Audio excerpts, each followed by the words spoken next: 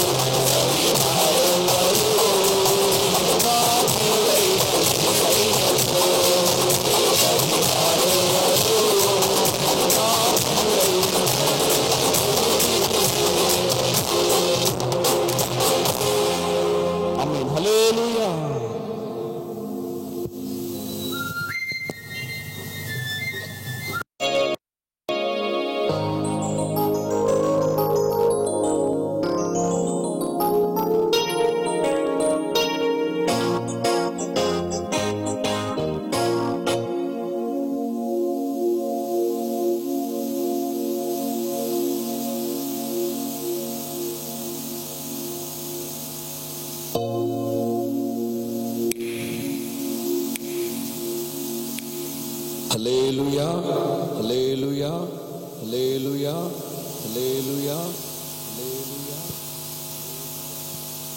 Hosanna, hosanna. ఆనంద కీర్తన పాటల పుస్తకంలో నుంచి స్తుతిగానమే పాడన, జయ గీతమే పాడన. పాట పాడేటప్పుడు అందరూ స్వరమెత్తాలి, బిగ్గరగా పాట పాడుతూ, చప్పట్లు కొడుతూ మనమందరం కలిసి యేసయ్య నామాన్ని స్తుతించి ఘనపరిచి మహింపరుచుకుందాం. హల్లెలూయా, హల్లెలూయా, హల్లెలూయా.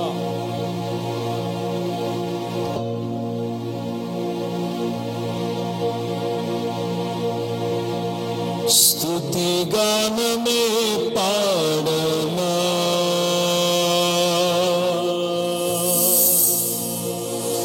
జయ గీతమే పాడనా,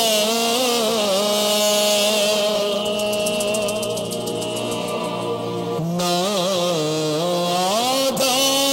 ఆధారమయ్యున్న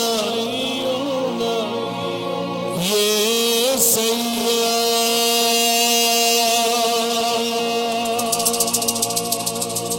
కృతజ్ఞులమై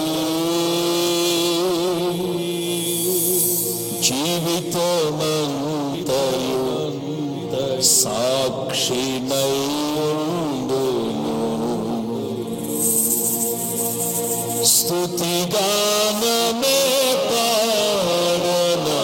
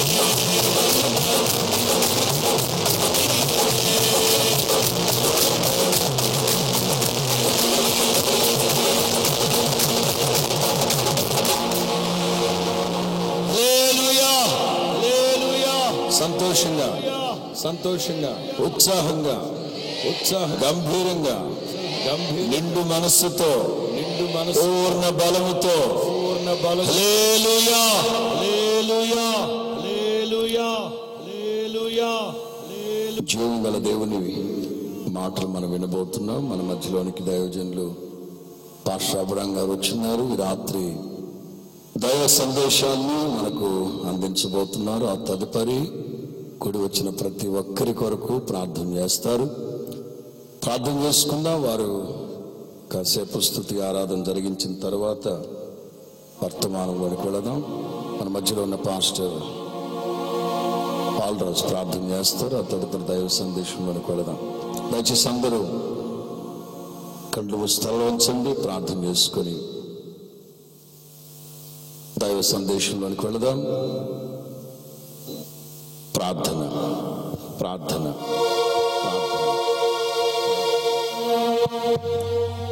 ప్రేమస్వరూపు మహోదా మీ స్తోత్రాలు స్వామి. ఈ పట్టణాన్ని మీరు ప్రేమించి ఈ విధంగా సభలు జరిపిస్తున్నందుకు మీకు స్తుతులు స్తోత్రాలు చెల్లిస్తున్నాము స్వామి. దైవ సేవకులు చక్కటి ఆలోచన మీరు అనుగ్రహించి ఈ డేట్లు అనుగ్రహించి ఆశీర్వాదం జరిపిస్తున్నందుకు స్తోత్రాలు చెల్లిస్తున్నాం. ఇప్పటి వరకు పాటల ద్వారా మీరు మహిమ పొందున్నారు. మీ దాసుడు మీ పక్షం నిలబడుచుండగా స్వామి, కూడి వచ్చిన మా అందరికీ కావాల్సిన చక్కటి దివ్య సందేశాన్ని మీరు దయచేయండి. మీరు ఈ లోకానికి అతి త్వరలో రాబోతున్నారు. మీ లేఖనాలన్నీ రాకడ సూచనలు నెరవేర్చి ఉండగా తన్ని పరసంబంధమైన చక్కటి మాటలు మీరు దాసు నోట ఉంచి మా అందరికి వినిపించి శారీరకంగా ఆత్మీకంగా మెండైన దీవెలు కలుగునట్లు మీ కుమారుని బలపరిచి వాడుకోమని యేసు నామములో ప్రార్థించి వేడుకుంటున్నాము తండ్రి, ఆమేన్. హల్లెలూయా.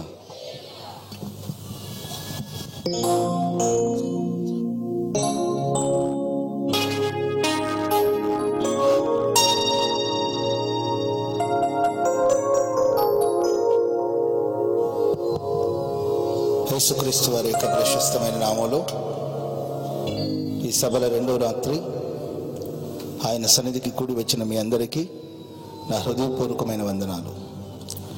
అందరికీ వందనాలు, స్తోత్రాలు. చేతులతో ఒకసారి బిగ్గర హల్లెలూయా అని చెప్దామా? హల్లెలూయా. ప్రియ తల్లి, ప్రార్థన పూర్వకంగా ఈ సభలు ఏర్పాటు చేసుకోవడానికి ప్రభు కృపనిచ్చారు. నిన్నటి రాత్రి తన దాసును నిలబెట్టి సుదీర్ఘంగా ప్రభు మాట్లాడారు. రేపటి రోజు కూడా ఈ సభలు ఇలాగే జరుగుతుంది. రేపటి రోజు కూడా మీరు కుటుంబ సమేతంగా పాల్గొని దేవుని వాక్యాన్ని విని దేవుని ఆశీర్వాదాన్ని పొందాలని ప్రేమతో తెలియచేస్తున్నాం. ఇంకా చాలామంది అటు ఇటు తిరుగుతున్నారు. మీకోసం ఏర్పాటు చేసిన స్థలంలో శ్రద్ధ భయభక్తులతో మీరు కూర్చొని దేవుని వాక్యాన్ని విని దేవుని ఆశీర్వాదాన్ని పొందాలని ప్రేమతో తెలియచేస్తూ ఉన్నాను. ఇంకొక పాట కూడా పాడుకుందాం. పాడేటప్పుడు అందరూ, ఇప్పటికీ చాలా పాటలు పాడాము, మరొక పాట మనం పాడుకోబోతున్నాం. పాడేటప్పుడు అందరూ నాతో కలిసి, మనమందరూ కలిసి దేవుని నామాన్ని మహిమపరుద్దాం.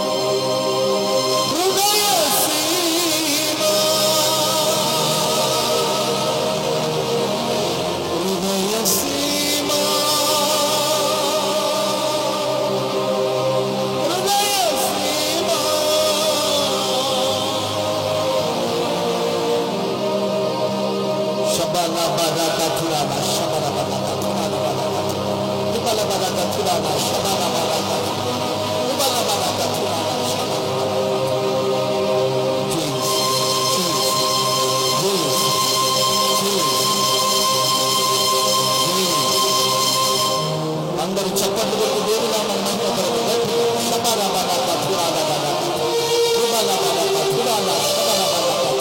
పరిశుద్ధాత్మ శక్తి శక్తి శక్తి శక్తి కుమ్మరించుముని ఆత్మతో నింపుముని ఆత్మతో నింపబడాలి. పరిశుద్ధాత్మ శక్తి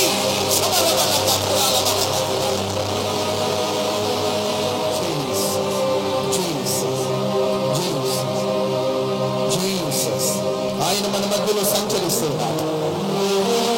ఆయన శక్తితో నిన్ను నింపుతూ ఉన్నాడు. శక్తి కలిగిన కార్యాన్ని ప్రారంభించుతూ ఉన్నాడు.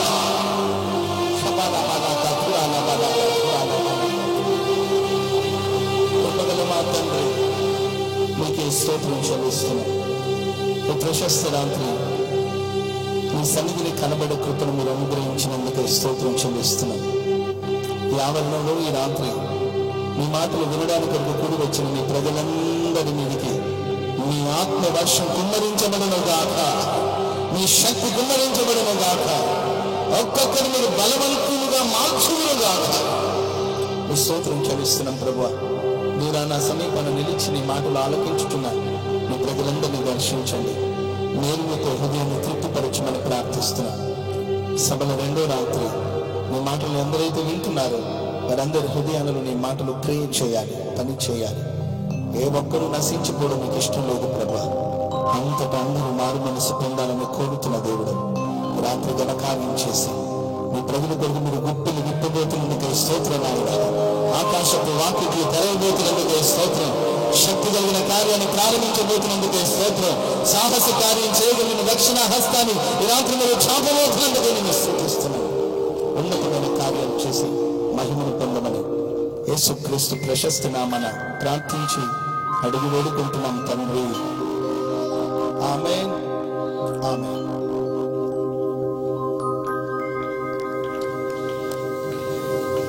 మరొకసారి మీ అందరికీ నిండు మనస్తున్న హృదయపూర్వకమైన వందనాలు తెలియజేస్తున్నాను. అందరూ ఒకసారి బిగ్గరగా చప్పట్లు కొడుతూ దేవుని నామాన్ని మహిమపడదు. అందరూ గొప్ప శబ్దంతో బిగ్గరగా చప్పట్లు కొడుతూ ప్రభువుని స్తుతిద్దాం. హల్లెలూయా, హల్లెలూయా, హల్లెలూయా. ఈ ప్రశస్త రాత్రి కొద్దిసేపు మనం అందరం దేవుని మాటలు విందాం. ఇది దేవుని సన్నిధి. ఏ ఒక్కరు అనాలోచనగా ఉండకుండా వాక్యం మీద శ్రద్ధ వహించి దేవుని మాటలు మనం విందాం. ఆయన మాటలు వింటుంటే మనకు విశ్వాసం కలుగుతుంది. ఆయన మాటలు మనల్ని బ్రతికిస్తుంది. ఆయన మాటలు ఎందరైతే వింటారో వారు భూమి యొక్క శ్రేష్ఠ పదార్థాలన్నిటినీ అనుభవిస్తారు. ఆయన మాట మాత్రం సెలవిస్తే స్వస్థత కలుగుతుంది. ఆయన మాటల ద్వారా మనం పవిత్రపరచబడతాం. కనుక దేవుని మాటని మనం శ్రద్ధగా విందాం. పరిశుద్ధ గ్రంథం బైబిల్లో 127వ కీర్తన, సొలొమోను రచించిన 127వ కీర్తన 2 వాక్య భాగాన్ని, మొదటి 2 వచనాన్ని మనం చదువుకుందాం. యెహోవా ఇల్లు కట్టించని ఎడల దాని కట్టువారి ప్రయాసం వ్యర్థమే. యెహోవా పట్టణాన్ని కాపాడని ఎడల దాని కావలి కాయువారు మేలుకొని ఉండుట వ్యర్థమే. మీరు వేకుని లేచి చాలా రాత్రి అయిన తర్వాత పడుకొనొచ్చు, కష్టార్జితమైన ఆహారాన్ని తినుచుండుట వ్యర్థమే. తన ప్రియులు నిద్రించుచు ఉండగా ఆయన వారికి ఇచ్చుచు ఉన్నాడు. దైవ జ్ఞానాన్ని పొందిన సొలొమోను రచించిన కీర్తన ఇది. దేవుడు ప్రత్యక్షమై, బాబు నీకేం కావాలి అంటే, మేలు కీడును వివేచించగలిగిన వివేకం కలిగిన హృదయం నాకు కావాలని దేవుని కోరితే, సర్వశక్తి గల దేవుడు సొలొమోను రాజుని ఆశీర్వదించి, నీకు ముందుగా నీలాంటి రాజు ఎవడు పుట్టలేదు, నీ తర్వాత కూడా నీలాంటి రాజు పుట్టబోడు, అంతటి జ్ఞానాన్ని నీకు ఇస్తానని వాగ్దానం చేసి జ్ఞానాత్మతో నింపాడు సొలొమోని. ఎన్నో విషయాన్ని క్షుణ్ణంగా పరిశీలించి తెలుసుకున్నాడు సొలొమోను. ఆ సొలొమోను రచించిన చక్కని కీర్తనని మనం చదువుకున్నాం. ఈ కీర్తన మనం పలుసార్లు చదువుకొని ఉంటాం, పలుసార్లు కీర్తన గురించి ధ్యానం చేస్తుంటాం. ఈ రాత్రి ఒక చిన్న సందర్భాన్ని ఈ కీర్తన భాగం నుండి నేను మీకు తెలియచేస్తాను. ఏమని రాస్తున్నారంటే, యెహోవా ఇల్లు కట్టించనిడలా దాన్ని కట్టువారి ప్రయాసం వ్యర్థము. యెహోవా పట్టణాన్ని కాపాడకపోతే కావలి వారు మేలుకొని ఉండుట వ్యర్థమే. మీరు వేకునే లేచి చాలా రాత్రి అయిన తర్వాత పండుకొనొచ్చు కష్టార్జితమైన ఆహారం తినడం కూడా వ్యర్థమే. తన ప్రియులైన వారు నిద్రించుచు ఉండగా ఆయన వారికి ఇచ్చుచూ ఉన్నాడు. చెప్పండి గట్టి హల్లెలూయా, హల్లెలూయా. దేవుడు ఇల్లు కట్టకపోతే కట్టాలనుకునే ప్రయత్నాలన్నీ కూడా వ్యర్థమే. దేవుడు ఒక పట్టణాన్ని కాపాడకపోతే దాన్ని కాపాడాలని అనుకునే ఉద్దేశాలన్నీ కూడా వ్యర్థమే. కొంతమంది ఎంతో కష్టపడి ఎప్పుడు లేస్తారో ఎప్పుడు పడుకుంటారో తెలీదు, ఎంతో ప్రయాసపడి కష్టార్జితమైన ఆహారం తింటూ ఉన్నారు. ఇవి కూడా వ్యర్థమే. ప్రియులారా, ఇల్లు కట్టబడాలన్నా, ఇల్లు కాపాడబడాలన్నా, కుటుంబం పోషించబడాలన్నా వాక్యం ఇలా సెలవిస్తుంది, తన ప్రియులైన ప్రజలు నిద్రించుచు ఉండగా ఆయన వారికి ఇచ్చుచూ ఉన్నాడు. హల్లెలూయా. అంటే నిద్రపోమన్నా దాని అర్థం, నిద్రించే వ్యక్తులు మీరు చూడండి, ఒక ప్రశాంతమైన అనుభూతి. పగలంతా ఎంత అలసిపోయినా సొమ్మసిల్లిపోయినా పడుకొని నిద్రపోయేటప్పుడు చూడండి ఎంతో ప్రశాంతంగా ఉంటారు.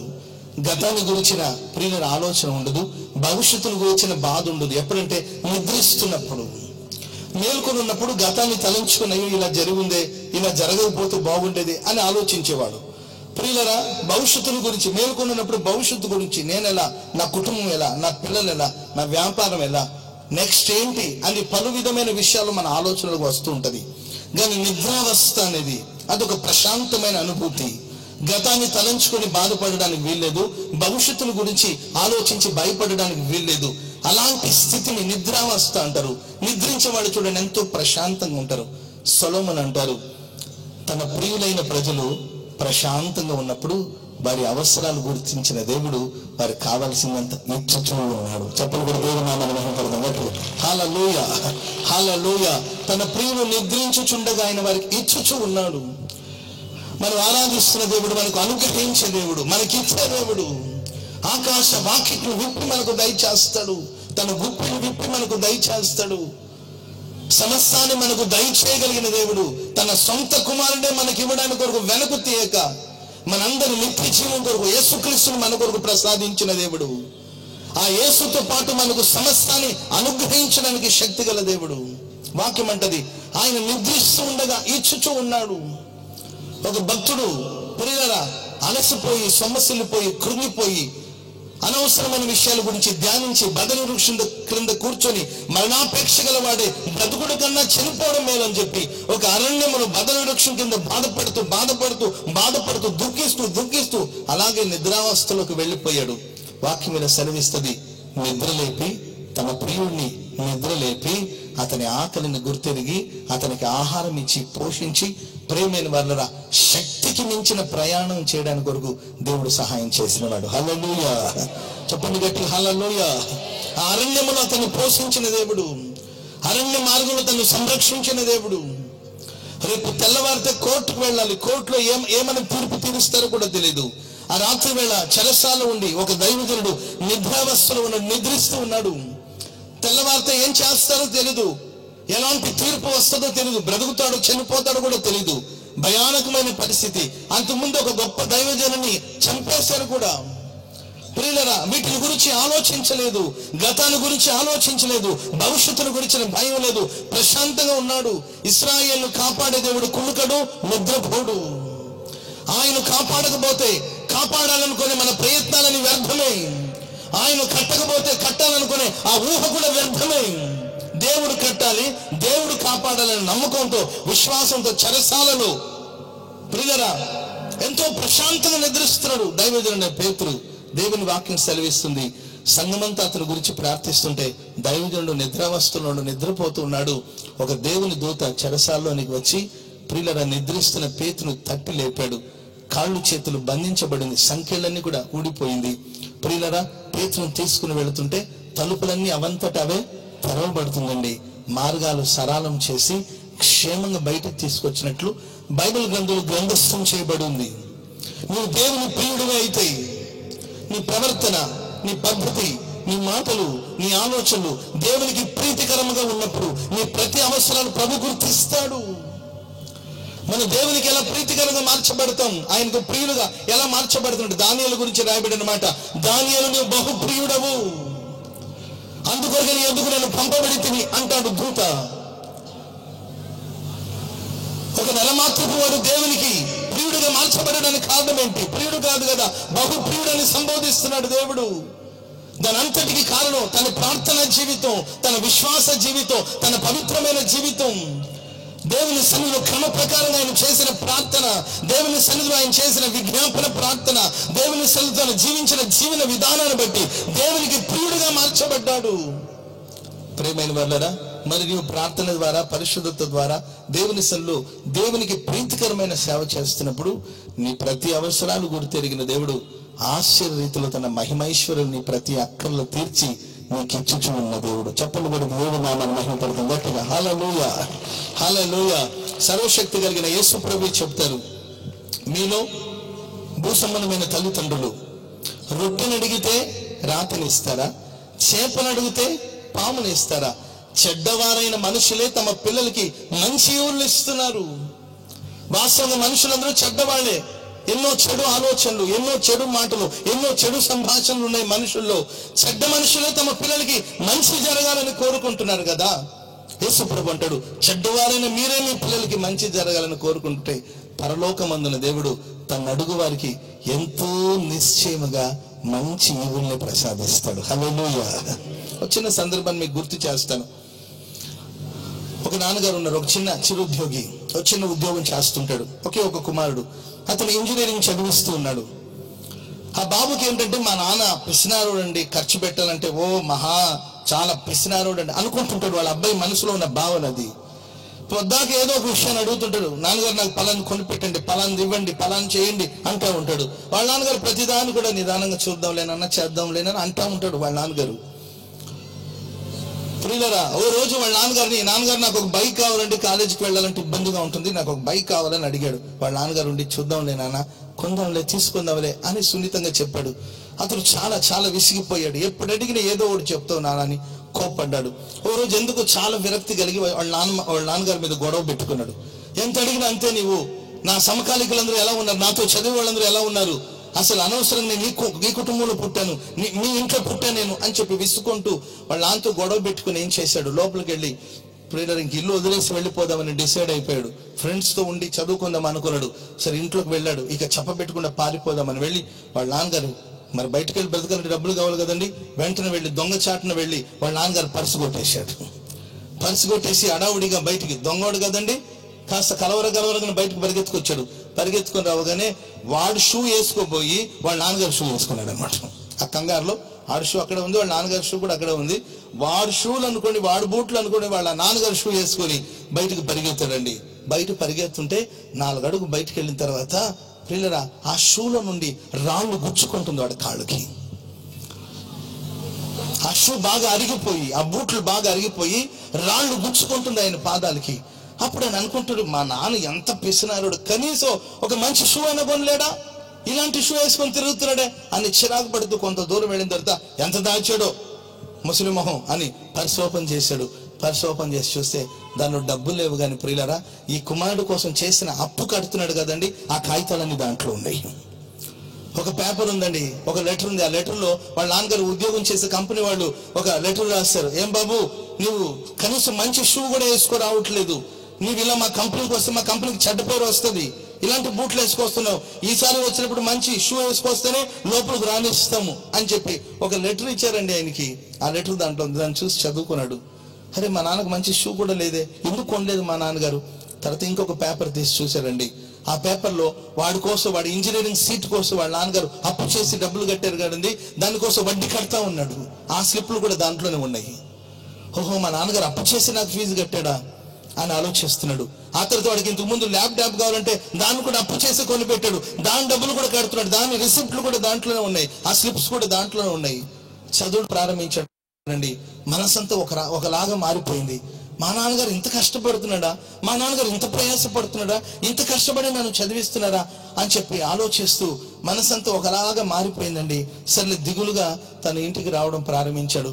ఇంటికి వచ్చి, అమ్మ ఏడి మీ ఆయన ఏడి, ఎక్కడ పోయాడు నాన్నగారు, ఎక్కడ పోయాడు అంటే అరే నీ బైక్ కావాలని గోల్ చేసావు కదరా, ఆయన దగ్గర పాత స్కూటర్ ఒకటి ఉంది కదా, దాన్ని ఇచ్చి అమ్మేసి ఇంకొక బైక్ కొనుక్కోదమ్మని ఆయన షాప్కి వెళ్ళినట్టున్నాడురా, షోరూమ్కి వెళ్ళినట్టున్నాడురా అంటే అప్పుడు అడావుడికి వెళ్ళాడండి. వాళ్ళ నాన్నగారు ఎప్పటి నుండో పాత ఒక స్కూటర్ ఒకటి ఉందండి, ఆ స్కూటర్ని అక్కడ ఇచ్చేసి కొంత డబ్బులు కట్టి తన కుమారుడికి బైక్ కొనడానికి కొరకు అక్కడ మాట్లాడుతున్నాడు. బాబు వెనకాల నిలబడి బోరని ఏడుస్తున్నాడు. వెంటనే వాళ్ళ నాన్న గుర్తించి, హేరా ఎందుకురా ఏడుస్తావు, నీ పని మీద వచ్చాను, రా నీకేం కావాలి, ఏ కంపెనీ బైక్ కావాలి కొనుక్కో రా అని చెప్పి వాళ్ళ నాన్న అడావుడి చేస్తుంటే వాడు అన్నాడు, నాన్న వద్దు నాకు బైక్ వద్దులే నాన్న అంటాడు. ఏమైందిరా నీకు, నీ పని మీద ఉన్నానంటే నీ గుండెలో ఇంత బాధ ఉందని నేను ఎప్పుడు గ్రహించలేకపోయాను. ఏమైందిరా నీకు, పిచ్చి పిచ్చికి మాట్లాడుతున్నావు, ఏమైందంటే ఏమొద్దులేరా నాకు బైక్ వద్దేమరా వెళ్దాం రామని చెప్పి ఆ స్కూటర్ తీసుకొని వాళ్ళ నాన్నగారిని వెనక్కి ఎక్కించుకొని ఏడ్చుకుంటూ తిన్నగా ఆయన షూ కొనడానికి వరకు వాళ్ళ నాన్న తీసుకెళ్ళి ఒక మంచి షూ కొని పెట్టాడు. వాళ్ళ నాన్నకి ఏంట్రా ఏమైంది నీకంటే ఏం లేదురా నాన్న అని ఇంటికి తీసుకొచ్చి, నాన్న ఇక మీద నేను ఎప్పుడు నిన్ను బాధ పెట్టను, నీవు బాధను అనుభవిస్తూ నాకు సంతోషాన్ని ఇస్తూ ఉన్నావు, నీవు దుఃఖపడుతూ నా సంతోషాన్ని చూడాలని కోరుకుంటున్నావు, నీవు కష్టపడుతూ నన్ను సంతోష పెట్టాలని సుఖపెట్టాలని కోరుకుంటున్నావు గనక ఇంకెప్పటికీ నేను బాధ పెట్టినానా, నేను కష్టపడి చదువుకొని నేను సంతోషంగా సమాధానంగా చూసుకుంటానని ఆ కుమారుడు చెప్పాడు. నేను అంటాను ప్రియులారా, భూలోకంలో మనుషులు ఎన్నో చెడ్డ సమాచారాలు చెడ్డ కార్యక్రమాలు ఎన్నో ఉండొచ్చు, కానీ తన పిల్లల కోసం కరిగిపోతూ ఉంటారు. చాలాసార్లు పిల్లలకు అర్థం కాకపోవచ్చు, తల్లిదండ్రుల భారం వాళ్ళ బాధ్యత కొన్నిసార్లు అర్థం కాకపోవచ్చు, తల్లిదండ్రులు తక్కువగా కనిపించవచ్చు, నీచంగా కనిపించవచ్చు, కానీ యేసు ప్రభువు చెప్పాడు, చెడ్డవారైన తల్లిదండ్రులు తమ పిల్లలకి మంచిగా చేస్తారు. నేనంటాను, మనుషులే తమ పిల్లలకు మంచి చేస్తుంటే, మంచిని ఇస్తుంటే, మరి మన సృష్టించిన సృష్టికర్త అనే దేవుడు ఎందుకు మనకు అనుగ్రహించలేడు? మంచి ఈవులను దయచేస్తాడు, శ్రేష్టమైన ఈవులను దయచేస్తాడు. తన మహిమైశ్వర్యములు మన ప్రతి అవసరాలు ప్రతి అక్కర్లు తీర్చడానికి శక్తిగల దేవుడు ఆయన. కానీ ఆయన ద్వారా మనం పొందాలంటే దేవునికి ప్రీతికరంగా జీవించాలి, ప్రార్థనా పూర్వకంగా దేవుని సన్నిధిలో కనబడాలి. తట్టుడి మీకు తీయబడుతుంది, వెదుకుడి మీకు దొరుకుతుంది, అడుగుడి మీకు అనుగ్రహించబడుతుంది, అడుగు ప్రతివానికి అనుగ్రహించబడుతుంది దేవుని వాక్యం సెలవిస్తుంది. కనుక ఈ ప్రశస్త రాత్రి మనస్ఫూర్తిగా మీరు దేవుని సన్నిధిలో అడగండి. ఆకాశ వాకిట్లు ఒప్పి పట్టజాలంత దేవుని దేవుడు మీకు సమృద్ధిగా దయచేయుదురుగాక. దేవుని ప్రశస్త రాత్రి మీ అందరినీ దీవించుదురుగాక. మీ ప్రతి అవసరాలు తన మహిమలో తీర్చునుగాక. పరిశుద్ధ గ్రంథంలో కొన్ని మాటలు ఈ రాత్రి నేను మీతో పంచుకుంటాను. మన పరలోకపు తండ్రి మనకేం అనుగ్రహిస్తాడు? సొలొమోను అంటాడు, నిద్రించుచుండగా ఇచ్చుచూ ఉన్నాడు, ఏమి ఇస్తాడు ప్రభు? 2-3 మాటలు నేను చెప్తానండి. మొదటి మాట చదువుకుందాం. యోహాను సువార్త 14వ అధ్యాయం 27వ వాక్యాన్ని మనం చదువుకుందాం. యోహాను సువార్త 14వ అధ్యాయం 27వ వాక్యాన్ని మనం చదువుకుందాం. శాంతిని మీకు అనుగ్రహించి వెళ్ళుచూ ఉన్నాను, నా శాంతిని మీకు అనుగ్రహించుచూ ఉన్నాను, లోకం ఇచ్చినట్టుగా మీకు అనుగ్రహించుటలేదు. మీ హృదయమందు మీరు కలవరపడద్దు, వెరవనీయుకుడి మీ హృదయాన్ని. ఎందుకంటే శాంతిని మీకు అనుగ్రహిస్తున్నాను, నాలో ఉన్న శాంతిని మీకు ఇచ్చుచూ ఉన్నాను. చెప్పండి గట్టిగా, 2 చేతులెత్తి హల్లెలూయా చెప్పండి గట్టిగా, హల్లెలూయా. వాక్యంలో రాయబడినది, శాంతిని మీకు అనుగ్రహించుచున్నాను, నాలో ఉన్న శాంతిని మీకు అనుగ్రహిస్తూ ఉన్నాను. మనం ఆరాధిస్తున్న దేవుడు మనకిచ్చే ఈవి, మనకిచ్చే దీవెన, మనకిచ్చే ఆశీర్వాదం ఏంటంటే శాంతిని ప్రసాదిస్తాడు. ఎలాంటి శాంతి అంటే తనలో ఉన్న శాంతిని మనకు అనుగ్రహిస్తున్నాడు. లోకంలో కూడా మనకు కొంత సమాధానం కనబడుతుంది. తినే తిండిలో, తిరిగే తిరుగుడులో, పిల్లల సినిమాల చుట్టూ తిరిగి కొందరు మందులు తాగి వాటిలో సమాధానాన్ని వెతుక్కుంటుంటారు. అది లోకం ఇచ్చే తాత్కాలికమైన సంతోషం, తాత్కాలికమైన సమాధానం. ఆ తర్వాత పిల్లల అంతకన్నా భయంకరమైన సమస్యలకు లోనవుతూ ఉంటారు. తాగి తాగి ఆరోగ్యం పాడైపోతుంటది. సినిమాల చుట్టూ తిరిగి లోకపు కార్యక్రమాల్లో కొనసాగించబడి జీవితం విచ్ఛిన్నమైపోతుంటది, కుటుంబ వ్యవస్థ విచ్ఛిన్నమైపోతూ ఉంటుంది. యేసు ప్రభువు అన్నాడు, లోకమిచ్చే శాంతి కాదు, లోకమిచ్చే సమాధానం కాదు, నాలో ఉన్న దీర్ఘ శాంతాన్ని, నాలో ఉన్న పరిపూర్ణమైన శాంతిని మీకు అనుగ్రహించుచున్నాను. యేసుక్రీస్తు మనకిచ్చే ఆ సమాధానం ఎలా ఉంటుందంటే, యేసుక్రీస్తులో ఉన్న ప్రశాంతతను, యేసుక్రీస్తులో ఉన్న సమాధానాన్ని మనకు అనుగ్రహిస్తాడు. చెప్పండి గట్టిగా హల్లెలూయా. ఈరోజు మానవుడు సమాధానాన్ని కోల్పోవడానికి కారణం ఏమిటి అంటే ముఖ్యమైన కారణం పాపమని చెప్పాలి. ఒక వ్యక్తి జీవితంలో ఎప్పుడు పాపం ప్రవేశిస్తుందో అతను సమాధానాన్ని కోల్పోతాడు. ప్రపంచమంతా ఈరోజు ప్రపంచాల్లో పట్టి పీడిస్తున్న ముఖ్యమైన సమస్యలు ఒక సమస్య, ప్రపంచానికి సమాధానం లేదు, దేశానికి సమాధానం లేదు, రాష్ట్రానికి సమాధానం లేదు, కుటుంబాలలో సమాధానం లేదు, సమాధానం లోపిస్తూ ఉందండి. మనుషుల మధ్యలో బాంధవ్యం తగ్గిపోతుంది, అనుబంధం తగ్గిపోతుంది, మనుషుల మధ్యలో నమ్మకాన్ని కోల్పోతున్నారండి. జీవిస్తున్నామనే పేరు ఉంది కానీ మృత సంబంధమైన కార్యక్రమాలు జీవిస్తున్నారు. జీవితం విరక్తి కలిగి కొంతమంది ఆత్మహత్యలకు పాల్పడుతూ ఉన్నారు. వీటన్నిటికీ మూలం ఏంటంటే పాపం. పరిశుద్ధ గ్రంథంలో స్పష్టంగా రాయబడి ఉంది. ప్రియులారా, ఎప్పుడైతే ఆదాము, ఏదైనా దేవుడు ఆదామును సృజించాడు, తన ప్రక్కటెముకను తీసుకొని మాంసంతో పుడిచి ప్రియుల ఎముకను తీసుకెళ్లి ఒక స్త్రీనిగా నిర్మించి ఒక చక్కని కుటుంబాన్ని దేవుడు ఏదైనా మనవులో ఉంచారు. సంతోషంగాను సమాధానంగాను దేవుని మహిమను పొందిన వారే దేవుని సన్నిధిని అనుభవిస్తూ అనుదినం దేవునితో మాట్లాడుతూ దేవునితో కలిసి నడుస్తూ ఎంతో మాధుర్యమైన అనుభవాన్ని అనుభవిస్తూ కొనసాగించబడుతున్న కుటుంబం ఆ తొలి కుటుంబం. కానీ ప్రియులారా, అపవాది వాళ్ళ మనసులో పాపపు విత్తనాన్ని విత్తాడు. ఏమని ఆలోచన పుట్టించాడంటే దేవుని ఆజ్ఞను తిరస్కరించి తినకూడదని ప్రభు చెప్పిన వృక్ష ఫలాలను తిన్ననాడు మీరు దేవతలు అయిపోతారు అని చెప్పాడు. దేవుడు మనల్ని దేవదూతల కన్నా కొంచెం తక్కువగా సృజించాడు. ఎందుకంటే మనం మహిమను పొందిన వారమై మహిమ నుండి అధిక మహిమను పొందుచు దేవుని పోలికగా మారాలని. అది దేవుని సంకల్పం. అపవాది వచ్చి విషపు విత్తనాన్ని విత్తాడు అవమ్మ హృదయంలో. మీరు తిన్ననాడు దేవతలైపోతారు, మీరు కూడా దేవునిలాగా మారిపోతారు అని మనస్సును చెరిపాడు. ప్రియుల వెంటనే వాడు ఆజ్ఞను అతిక్రమించారు. ఆజ్ఞను అతిక్రమించిన తర్వాత ఆ కుటుంబంలో జరిగిన ఆ పరిస్థితులు మనం చూస్తుంటే మొట్టమొదటిగా పాపం వాళ్ళు ప్రవేశించిన మరుక్షణమే ఆజ్ఞ అతిక్రమమే పాపం. ఆజ్ఞను అతిక్రమించిన తర్వాత వాళ్ళ జీవితంలో జరిగిన ఆ పరిస్థితులు మనం చూస్తున్నాం. ఒకటి, దేవునితో సమాధానాన్ని కోల్పోయారు. సర్వశక్తి గల దేవుడు వచ్చి మాట్లాడుతున్నాడు, ఆదామా ఎక్కడున్నావు బాబు, ఎక్కడా అని ప్రభు పిలుస్తుంటే పిలుపు లేదు, పలుకు లేదు, చెట్టు చాటున దాగాడు. భయము ప్రారంభించబడింది, దేవుని సమ్ముఖానికి రాలేకపోతున్నాడు. ఈరోజు మీరు దేవుని సన్నిధిలో కనబడకుండా ఉంటున్నారంటే దానికి కారణం పాపం. దేవుని మందిరానికి రావట్లేదు, ఆత్మ సంబంధమైన కార్యక్రమాలు పాలు పంపులు పొందట్లేదు, బిజీ షెడ్యూల్ అని చెప్పుకొని కొంతమంది కాస్త కూడా ఖాళీగా లేకుండా తిరుగుతూ ఉన్నారు. దేవుడనా, దేవుని కార్యక్రమాలనా, దేవుని వాక్యమనా, ప్రార్థన బహుదూరంగా పారిపోతున్నావంటే దానికి కారణం బిజీ కాదు, పాపం. ఏదో పాపం నిన్ను దేవునికి దూరంగా తీసుకువెళ్ళిపోతుంది. ప్రేమగల దేవుడు కర్మలను చాపి మిమ్మల్ని సమీపిస్తూ ఉన్నాడు. రక్షింపకున్నట్లుగా హస్తం కురుచు కాలేదండి. చాచిన చేతులతో అంతటా అందరూ మారు మనసు పొందాలని, ప్రతి వ్యక్తికి నిత్య జీవాన్ని ప్రసాదించాలని, యేసుక్రీస్తు పవిత్ర రక్తం ద్వారా ఒక్కొక్కరు కడగబడాలనే గొప్ప సంకల్పంతో సువార్త మిమ్మల్ని సమీపిస్తుంది. దేవుని వాక్యం మిమ్మల్ని సమీపిస్తుంది. మీకు సమాధానం దయచేయడానికి కొరకు యేసు సమీపిస్తుండగా దూరంగా వెళుతూనే ఉంటే దానికి కారణం పాపం అని గ్రహించాలి. ఈరోజు కొందరు దేవుని కార్యక్రమాలు ఉండట్లేదు, ప్రార్థనకు రావట్లేదు, ఎన్నో కుంటి సాకులు చెప్తా ఉంటారు కొంతమంది. ప్రియులు, ఆ సాకులన్నిటి కారణం పాపం, పాపం, పాపం. ఆజ్ఞ అతిక్రమమే పాపం. ఒకటి, దేవునితో సమాధానం కోల్పోయాడు. రెండోది, కనీసం తానాన బాగున్నాడా, సరే చర్చికి రాకపోతే పోయింది, కనీసం నీవైనా సమాధానం ఉంటే తన మనసులో కూడా శాంతి లేదు, తన మనసులో కూడా సమాధానం లేదు. క్షణం కలవరమే. కలవరాల మధ్యలో కాపురం చేస్తున్నారు కొంతమంది, పేరుకే జీవిస్తున్నారు కానీ మృత సంబంధమైన అనుభవాలు. కలవరం. కూర్చున్నా, నిలబడ్డా, తిన్నా అన్నం వంట పట్టట్లేదు, పడుకుంటే నిద్ర పట్టట్లేదండి. ఎవరు చూసినా అనుమానమే, ఎవరు చూసినా భయమే. భయంతో బ్రతుకుతున్నాడు ఈరోజు మానవుడు. దానికి కారణం ఏంటంటే పాపమే. ఆదాము చెట్టు చాటుకు వెళ్ళాడు, భయపడిపోతున్నాడు.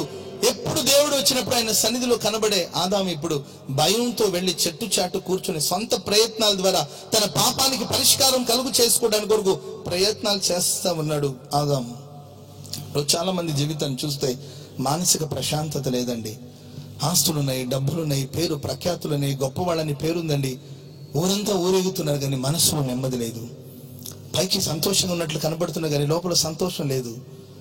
నోటి మీద చిరునవ్వు ఉన్నట్లు కనబడుతుంది, కానీ గుండె అగ్నిగుండంగా మారిపోతుంది. కొందరు బ్రతుకులు ఏదో సమస్య, ఏదో కలవరం వాళ్ళని పట్టు పీడిస్తూ ఉంది. మైకేల్ జాక్సన్ గురించి మీకు ఒక విషయం చెప్పాలండి. ప్రియులరా, ప్రపంచానంతా అలరించిన గొప్ప వ్యక్తి. అతని పాటలకి, ఆయన ఆటలకి ప్రజలందరూ ఎగబడేవాళ్ళు. ఆయన పలకరిస్తే చాలు పరవశించిపోయే వాళ్ళందరూ. మైకేల్ జాక్సన్ గురించి అందరికీ తెలుసు. ప్రపంచ ప్రఖ్యాతిగాంచిన వ్యక్తి అతగాడు. అందరిని అలరింప చేస్తాడు, అందరినీ సంతోషింప చేస్తాడు, అందరినీ ఉత్సహింప చేస్తాడు, అందరినీ సంతోషింప చేస్తాడు. ప్రియులరా, కానీ తనకున్న సమస్య ఏం తెలుసండి? ఇంటికి వచ్చిన తర్వాత ఒంటరిగా మూలుగుతూ ఉంటాడు. బయట అందరినీ సంతోషింప చేస్తాడు, కానీ తనకు సంతోషం లేదు. ఏదో ఒక సమస్య తను పీడిస్తూ ఉంటుంది. రాత్రికాల సమయంలో కలవరాల మధ్యలో కొనసాగించబడుతూ ఉంటాడు ఆయన గారు. నిద్ర పట్టేది కాదండి. వాస్తవంగా నిద్ర పట్టకపోతే కొందరు పాటలు వింటారు, కొందరు పుస్తకాలు చదువుతుంటారు, కొంతమంది టీవీలు చూస్తూ ఉంటారు, ఎటోట్ల కాలం గడుపుతుంటారు, రకరకాల కార్యక్రమాలు. కొంతమంది అయితే నిద్ర మాత్రలు మింగుతారు నిద్ర కోసం. కానీ ఈయన గారు ఏం చేసినా నిద్ర పట్టేది కాదంట. అందుకొరకు ఆయన ఏం చేశారంటే, ఆపరేషన్ చేసేటప్పుడు ఏ డ్రగ్ అయితే యూజ్ చేస్తారో ఆ డ్రగ్ ను ప్రతిరోజు యూజ్ చేసేవాడు అంట. ఆపరేషన్ చేసేటప్పుడు కొన్ని డ్రగ్స్ ఉన్నాయి, దాన్ని ఇచ్చినప్పుడు శరీరం అంతా తిమ్మిరి పట్టిపోతుంది, శరీరం అంతా ఆపరేషన్ చేయడానికి అనుకూలంగా మార్చబడుతుంది, మత్తు ఎక్కుతుంది, వాళ్ళకి మత్తులో ఉంటారు, అప్పుడు ఆపరేషన్ జరుగుతుంది. అలాంటి డ్రగ్ యూజ్ చేసి, అలాంటి మెడిసిన్ యూజ్ చేసి రాత్రంతా నిద్రపోయాడు అంట ఆయన గారు. డాక్టర్లు పలుసార్లు చెప్పారు, ఇది నీకు మంచిది కాదు, ఎప్పుడైనా ప్రమాదమే. కానీ తను నిద్ర పట్టదు. నిద్రించడానికి కొరకు ఏదో ఒకటి చేయాలి. మనసులో ప్రశాంతత లేదు. ప్రియుల పేరు ప్రఖ్యాతులని ఎంతో మంది అభిమానులు ఉన్నారు, అభిమానించే ప్రజలు ఉన్నారు, కానీ తన మనసులో సమాధానం లేదు. ఏంటి వీటన్నిటికి కారణం ఏంటి? ఈ రాత్రి దేవుని సన్నిధికి వచ్చిన నీ బ్రతుకులో నువ్వు సమాధానంగా బ్రతుకుతున్నావా? మనం ధైర్యంగా చెప్పగలుగుతున్నామా, నేను సమాధానంగా ఉన్నాను, ధైర్యంగా చెప్పగలుగుతామా, మనం నెమ్మదిగా ఉండగలుగుతున్నామని? నువ్వెంతటి వాడైనా సరే ప్రియులారా, ఈ రాత్రి హృదయంలో సమాధానం కలగాలంటే యేసు ప్రభువు అంటాడు, నాలో ఉన్న శాంతిని నీకు దయచేస్తాను. చెప్పలు కూడా దేవుని నామమున మహిమపడదాం గట్టిగా. హల్లెలూయా, హల్లెలూయా. మన ప్రతి పాపాల నిమిత్తం యేసుక్రీస్తు కల్వరి సిలువలో తన పవిత్ర రక్తాన్ని చిందించాడు. యేసుక్రీస్తు లోకానికి రావడానికి గల కారణం పాపం నుండి, శాపం నుండి మానవుని విడిపించడానికి కొరకు. మన పాప ప్రాయశ్చిత్త నిమిత్తం కల్వారి సిలువలో యేసుక్రీస్తు తన పవిత్రమైన రక్తాన్ని చిందించాడు. మన స్థానంలోనికి యేసుక్రీస్తు వారు దిగి వచ్చారు. మనం పొందవలసిన శిక్షను ఆయన పొందాడు.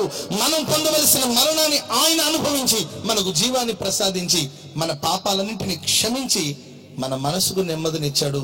దేవునికి మనకు మధ్యలో సమాధాన స్థితిని ప్రభు దయచేశారు. ఆదాము మూడో సమాధానం కూడా కోల్పోయాడు. ఏంటంటే తన భార్యతో సమాధానం. దేవుడు అడుగుతాడు, ఆదామా ఎందుకు ఇలా చేసావు బాబు అంటే, నేను కాదయ్యా, మా ఆవిడ ఉంది కదా, ఈవిడ ఇచ్చింది బాబు, అందుకే నేను తిన్నాను, ఈవిడే నాకు బలవంతం చేసి, ఈవిడే నన్ను తొందరపెట్టి తినమని ప్రోత్సహించింది అని చెప్పి తన భార్య మీద నింద మోపి తన భార్యతో సమాధానం కోల్పోయాడు. సమాధానం 3 అనుభవాలు పోగొట్టుకుంటూ దేవునితో, రెండవది తమలో తమకున్న సమాధానం, మూడవది తమ చుట్టూ ఉన్న మనుషులతో సమాధానం కోల్పోతున్నారు. చాలా కుటుంబాలు ఈరోజు సమాధానం లేదండి. కట్టుకున్న భార్యతో సమాధానంగా లేరు, పిల్లలతో సమాధానం లేరు, కన్ను తల్లిదండ్రులతో సమాధానం లేరు. ఆ మధ్య ఒకటి చెప్తాడు, ఏమయ్యా బాబు మీ ఇంట్లో గొడవలు వస్తుంది కదా, మీ ఆవిడకి మీ అమ్మగారికి గొడవలు వస్తుంది, అప్పుడు నువ్వెవరి ప్రక్కన ఉంటావు? నీ భార్య పక్కన ఉంటావా, లేకపోతే మీ అమ్మగారి పక్కన ఉంటావా అంటే ఆయన అంటాడు, నేను గోడ పక్కన ఉంటాను అని అంటాడు. ఎందుకంటే గొడవలు అయిందనుకో నా భార్య గరిటి విసురుతుందండి, మా అమ్మ పళ్ళు విసురుతుంది, ఆ రెండు నా మీద పడుకుని నేను గోడ పక్కన ఉంటానండి. నా భార్య కన్నా మా అమ్మగారి కన్నా గోడ అంటేనే నాకు ప్రేమ అండి, అందుకే సంవత్సరం 3 సార్లు పెయింట్లు వేస్తాను దీనికి, నన్ను సేవ చేస్తూ ఉంటాను. కుటుంబాలు ఈరోజు సమాధానం లేదు. కానీ నేను ఆరాధిస్తున్న యేసుక్రీస్తు సెలవిస్తున్న మాట, శాంతిని మీకు అనుగ్రహిస్తాను, నాలో ఉన్న శాంతిని మీకు అనుగ్రహిస్తాను. చెప్పండి గట్టిగా హల్లెలూయా, చెప్పండి గట్టిగా హల్లెలూయా. క్రీస్తు యేసులో ఉన్న శాంతి, క్రీస్తు యేసులో ఉన్న సమాధానం అద్భుతమైన సమాధానం.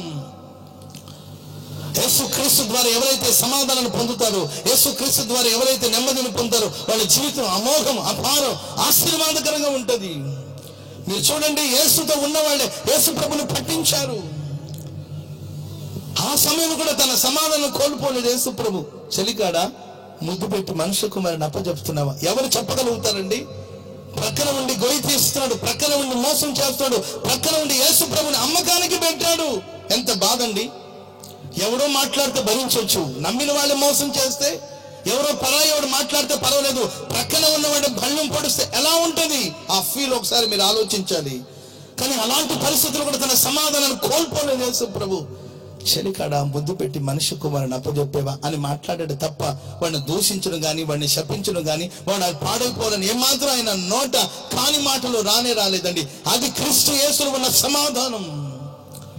యెరూషలేము పురవీధులు ఈడ్చుకుంటూ వెళ్ళారు యేసు ప్రభుని. ఆయన తన సమాధానాన్ని కోల్పోలేదు. అల్లరి చేసే మనుషులు ఆయన దూషించారు, అపహసించారు, హేళన చేశారు, అయినా సమాధానం కోల్పోలేదు. ఆయన తల మీద ముళ్ళ కిరీటం పెట్టారండి, బహుగా బాధించారు, ఆయనను తన సమాధానాన్ని కోల్పోలేదు యేసు ప్రభు. ముఖానికి ముసుగేసి ప్రియులరా దేవుని కుమారుడైన యేసుక్రీస్తుని ముఖం మీద కొట్టి నిన్ను కొట్టింది ఎవరు ప్రవచనం చెప్పమని హేళన చేశారండి. ఆయన తన సమాధానం కోల్పోలేదు. అది దైవ సమాధానం అంటే. కల్వరి శిలువలో బహుబాధలు అనుభవిస్తూ ప్రియులరా 3 మేకల మధ్య మేకలతో కొట్టబడి బహుబాధలు అనుభవిస్తున్న యేసు ప్రభుని చూసి నువ్వు దేవుని కుమారుడైతే శిలువ మీద నుండి దిగిరా అని హేళన చేశారు. ఆయన సమాధానాన్ని కోల్పోలేదండి. ఎక్కడ ఆయన కోప్పడ్డట్టు కానీ, ఎక్కడ ఆయన సమాధానం కోల్పోనట్టు కానీ మనకు కనబడదు. అది క్రీస్తు యేసులో ఉన్న సమాధానం. ఆ సమాధానం దేవుడు ఈ రాత్రి మీకు అనుగ్రహించుతూ ఉన్నాడు. చెప్పలు కూడా దేవుడు నా మనకు గొప్ప హల్లెలూయా, హల్లెలూయా, హల్లెలూయా. లోకమంతా ఏకమై నీ మీద నిందలు మోసిన, లోకమంతా నీ మీదకి వచ్చి దాడి చేసిన, నీలో ఉన్న సమాధానం ఎన్నటికీ కోల్పోకూడదు. హల్లెలూయా. ప్రపంచంలో గొప్ప చిత్రపటానికి గొప్ప పేరు వచ్చిందండి, బిరుదు వచ్చింది, బహుమానం వచ్చింది. ఏంటి ఆ చిత్రపటంలో ఉన్న గొప్పతనం ఏంటి అని చూస్తే, ఆ పెయింటింగ్ లో ఉన్న గొప్పతనం ఏంటని చూస్తే ప్రియులారా, భయంకరమైన తుఫాను, గాలి, వాన, ఓరులో భయంకరమైన సముద్రం అంతా గందరగోళంగా ఉంటుందండి. పెద్ద పెద్ద మాన్లని విరిగి కింద పడిపోతుంది.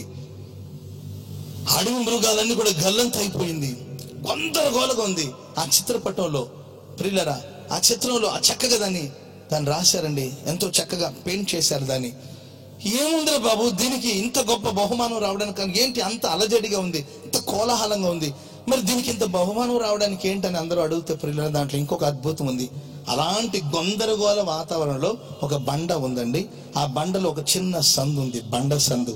ఆ బండ సందులో 2 జంట పిచ్చుకలు, చిన్న పిచ్చుకలు. బయట వాతావరణం అంతా గందరగోళంగా ఉంది. ఆ గందరగోళమైన వాతావరణం 2 పిచ్చుకలు ఆ బండ సందులో కూర్చొని తలలు బయటకు పెట్టుకుని అలా ప్రకృతిలో జరుగుతున్న ఆ పరిస్థితులను కూడా వీక్షిస్తూ సంతోషంగా, ఏమాత్రం భయం లేక, ఏమాత్రం వణుకు బెణుకు లేకుండా ధైర్యంగా, నిబ్బరంగా, ప్రశాంతంగా ఆ బండ సందులో కూర్చొని జరుగుతున్న కార్యాలన్నీ చూస్తుందంట. ప్రియులరా, అక్కడ రాయబడింది సమాధానము అని. చెప్పబడింది గట్టిగా, కొట్టండి గట్టిగా. హల్లెలూయా, హల్లెలూయా.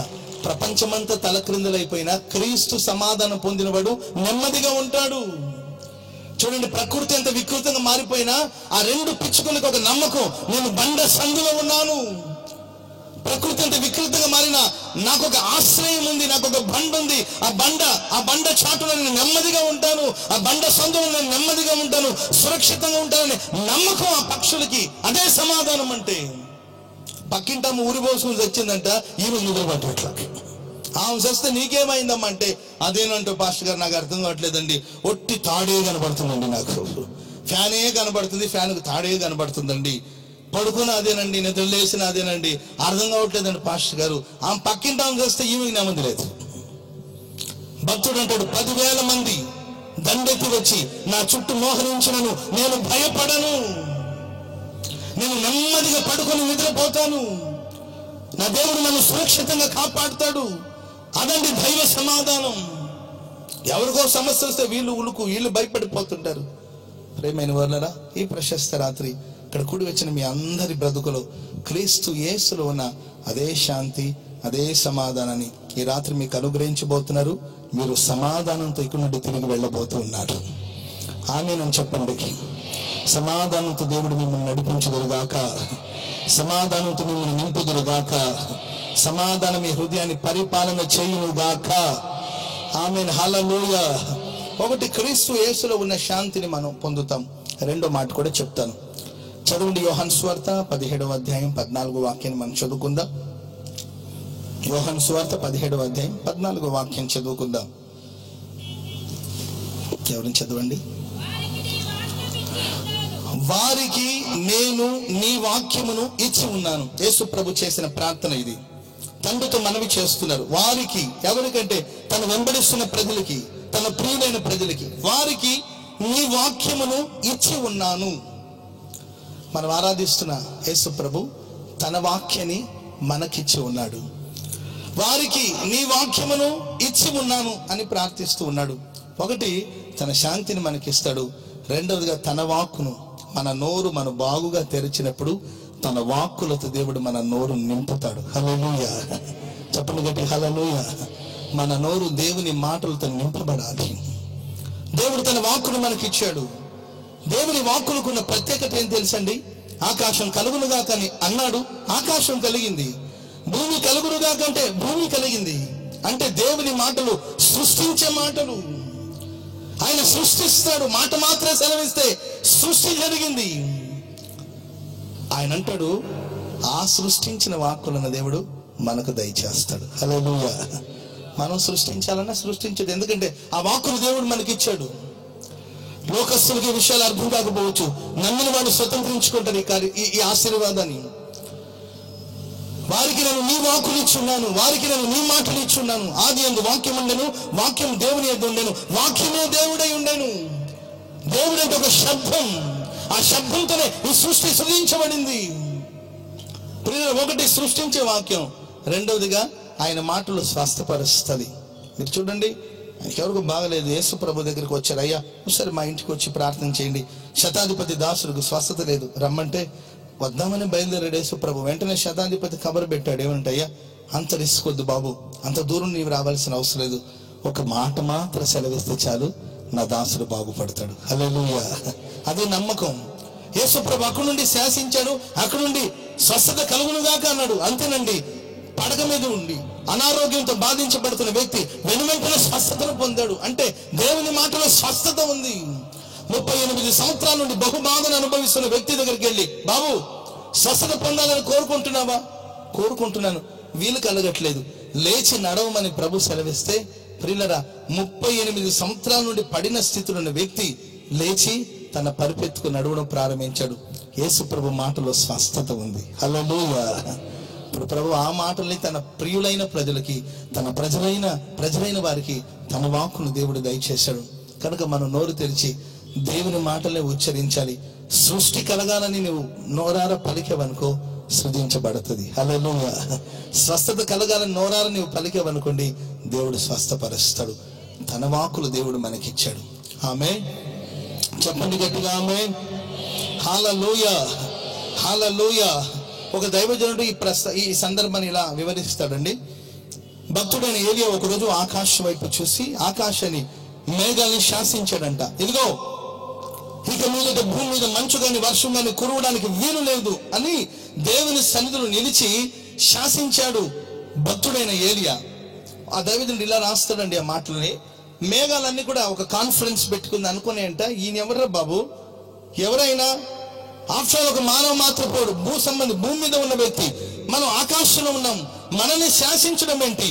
మనం దేవుని చేత సృజించబడిన సృష్టిని శాసించగలుగుతాడా?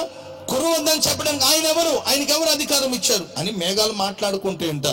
అప్పుడు మేఘాలు, ఒక మేఘం ఇలా అంటదంట, మనకి ఎందుకు వచ్చిన గొడవ, మనం సృష్టించింది ఎవరు? దేవుడు. దేవుడిని అడిగితే పోలా, మనం దేవుడిని వెళ్ళి అడుగుదాం రమ్మని మేఘాలన్నీ కూడా ఏకమై దేవుని సన్నిధికి వెళ్ళి, ప్రభువా భూమి మీద ఎవరు ఒక నరుడు అంట, పేరు ఏలి అంట, మమ్మల్ని కొరవకూడదని మమ్మల్ని శాసిస్తున్నాడు, ఆయన మాట మనం ఎందుకు వినాలి అన్నట్టు దేవుడిని అడిగితే, అప్పుడు దేవుడు అంటాడు, నా సేవకుని నోటి మాటలన్నిటి నేను రూఢిపరుస్తాను. చెప్పకూడదు గట్టిగా, గట్టిగా.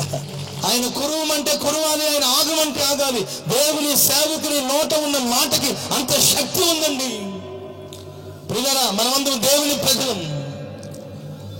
రాజవంశంలో దేవుడు మనల్ని యాజకులుగా పిలుచుకున్నాడు. చీకటి నుండి ఆశ్చర్యకరమైన వెలుగులోనికి ప్రభు మనల్ని పిలిచి తన వాక్కును దేవుడు మనకిచ్చాడు. మన నోటి మాటలు జీవం కలదు. నువ్వు అవునంటే అవును, కాదంటే కాదు. భూమి మీద నీవేదైతే బంధిస్తావో అది పరలోకంలో బంధించబడుతుంది. భూమి మీద నీవేదైతే విప్పుతావో అది పరలోకంలో విప్పబడుతుంది. అంతటి శక్తి కలిగిన లేఖనాలు ప్రభు మీకు ఇచ్చాడు. ఏలియా శాసిస్తే మేఘాలు గడ్డగట్టుకుపోయిందండి. 3.5 సంవత్సరం భూమి మీద వర్షం కురవలేదు, ఈవెన్ మంచు కూడా కురవలేదండి. ఆ తర్వాత 3.5 సంవత్సరం తర్వాత మరలా కురవాలని ఏలియా చెప్తే గాని ఆ ప్రాంతం మీద వర్షం కురవలేదు. ఈ ప్రశస్త రాత్రి ఒకసారి ఆలోచించండి. ఏలియా దేవుడే మన దేవుడు. ఏలియా ఆరాధించిన దేవుడే మనం ఆరాధిస్తున్నాం. ఏలియా మన వంటి స్వభావం గలవాడే. పలుసార్లు మనలాగే బలహీనుడయ్యాడు, పలుసార్లు మనలాగే కృంగిపోయాడు. మనకు వచ్చిన సమస్య ఆయన కూడా వచ్చింది. అలాంటి ఏలియా ప్రార్థిస్తే, ఏలియా శాసిస్తే సృష్టి కూడా సహకరించింది కదా. ఎందుకంటే ఏలియా నోటి మాటలన్నిటిని దేవుడు రూఢిపరిచాడు కనుక నీ నోటి మాటలు కూడా ప్రభు అంటున్నాడు, నా మాటలు నీకిస్తూ ఉన్నాను. హల్లెలూయా. మీరు ఏదైతే సెలవిస్తారో దాన్ని పరలోకమందున దేవుడు ఆమేన్ అని చెప్తాడు. దీవించండి, అప్పుడు దీవెనకరంగా మార్చబడుతుంది. హల్లెలూయా. వీలైతే మరి మీరందరూ సీరియస్ మోడ్లో ఉన్నట్టు, సైలెంట్ మోడ్లో ఉన్నట్టున్నారు. కొంతమంది అయితే నన్ను సీరియస్గా చూస్తున్నారు, ఏంటో నాకు తెలీదు. ఒక చిన్న విషయం, మీ పక్కన వాళ్ళు కుడి చేతిని పట్టుకొని దేవుడు నిన్ను దీవించును గాక అని చెప్పండి చూద్దాం. కనీసం పక్కన వాళ్ళతో సమాధానం ఉంటున్నారు లేదు. పక్కన వాళ్ళ చేతిని పట్టుకుని brother God bless you, sister God bless you అని అనండి. దేవుడు మిమ్మల్ని దీవించును గాక అని చెప్పండి. ఒక 4-5 చెప్పండి, ఎటువంటి అటువంటి 4 చెప్పండి, దేవుడు నేను దీవించును గాక అని. ఇంకొకటి కూడా చెప్తాను చూడండి, దేవుడు నాకంటే నిన్నే ఎక్కువగా ఆశీర్వదించిన కాకనండి. ఇవి అనలేమారు. అదేంటండి పాస్టర్ గారు. హల్లెలూయా. మీరు దీవిస్తే దేవుడు దాన్ని స్థిరపరుస్తాడు. హల్లెలూయా. అందుకే మన నోట ఎల్లప్పుడు దీవెన వచనాలు ఉండాలి కానీ శాప వచనాలు ఉండకూడదు. పిల్లలు కొంతమంది వాళ్ళ పిల్లల్ని శపిస్తూ ఉంటారు.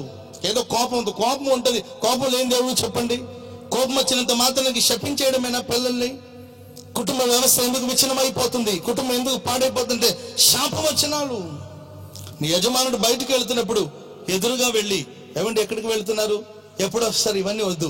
వెళ్ళేటప్పుడు దేవుడు నీకు తోడే ఉంటాడు. ఈరోజు నీ వెళ్ళిన మార్గమంతట్లో తోడే ఉంటాడు. నువ్వు క్షేమంగా వెళ్ళి క్షేమంగా తిరిగి రావాలండి అని దీవించి పంపించండి. ఆయన నెమ్మదిగా వెళ్ళి నెమ్మదిగా తిరిగి వస్తాడు. హల్లెలూయా. బయటకు వెళ్ళగా ఎక్కడికంటే ఎప్పుడొస్తావా అని వాళ్ళని కంగారు పెట్టి పంపిస్తారు. ఇంకా కాస్త కోపం వచ్చిందనుకో రాకుండానే ఉండట్టు, అక్కడ లారీ కింద పడి సావమంటుంటారు కొంతమంది. ఇట్లాంటి తల్లులు కూడా ఉన్నారండి. ఇలాగ ఒక అమ్మాయి పాప అలాగే చెప్పిందంట, భర్త బయటికి వెళ్ళి లారీ కింద పడి సావకపోయేవా అని భర్తను అనిందంట. ఆ రోజు ఏంటో పాప ఆమె నోటి మాటలు ఫలించి వాడు నిజంగా లారీ కింద పడి చచ్చాడు. నిజంగానే చచ్చాడండి. ఎవరో చెప్పారు. ఆ వెంటనే ఆ లారీ డ్రైవర్ ఫోన్ చేశాడు. ఆయన ఫోన్ ఉంటే తీసుకొని ఇంటికి ఫోన్ చేశాడు. పాప హడావుడిగా పరిగెత్తుకొని వచ్చి పాప కింద పడి పొరలాడేసి, అయ్యా ఉదయాన్నే అన్నాను కదయ్యా, నా మాట అలాగే నెరవేరింది కదయ్యా, లారీ కింద పడి తెచ్చావేంటయ్యా, అయ్యా అయ్యా అని ఏడుస్తుంటే ప్రియులు వాళ్ళు వచ్చారనమాట. వాళ్ళు వచ్చి వెంటనే వీడియో తీసుకున్నారు. ఏమండి ఇప్పుడు ఒక యాక్సిడెంట్ జరిగిందండి. వాళ్ళు వచ్చి పాపం వీడియో తీసుకున్నారు. ఎందుకంటే అక్కడ జరిగిన విషయాలు వాళ్ళు చెప్పాలి కదండి. ఆమె నోటి మాటలే చెప్తుందండి. ఆమె ఉదయాన్నే చెప్పిందంటే లారీ కింద పడి సావాలి. అలికి ఆడ నిజంగా లారీ కింద పడి చచ్చాడండి. ఆ లారీ డ్రైవర్ దగ్గర ఉండి ఈమెకు ఒక కాలు వెళ్ళినట్టుందండి. కాబట్టి లారీ డ్రైవర్కి ఈమెకు ఏదో పరిచయం ఉన్నట్టుందండి. ఇంతకుముందు ఎప్పటి నుండి మాట్లాడుకున్నట్టు వీళ్ళిద్దరు కలిసి ఆయన చంపేశారండి. ఈమెను తీసుకెళ్ళి జైల్లో పెట్టారనమాట. ఈమె నోటి మాటల తర్వాత భర్త చచ్చాడు, ఈమె జైలుకు పోయింది, పిల్లలేమో బజార్ పాలైపోయారు. ఎందుకంటే ఇవన్నీ అవసరమా? దీవించండి. దీవునికి పాత్రుడైతే ఆ దీవెన అతని మీద నిలిచి ఉంటది. ఒకవేళ ఆవిడ పాత్రుడైతే ఆ దీవెన తిరిగి నీకే వస్తుంది. చెప్పండి కూడా దేవుని నామమున మహిమపడదాం గట్టిగా. హల్లెలూయా చెప్పండి గట్టి. హల్లెలూయా.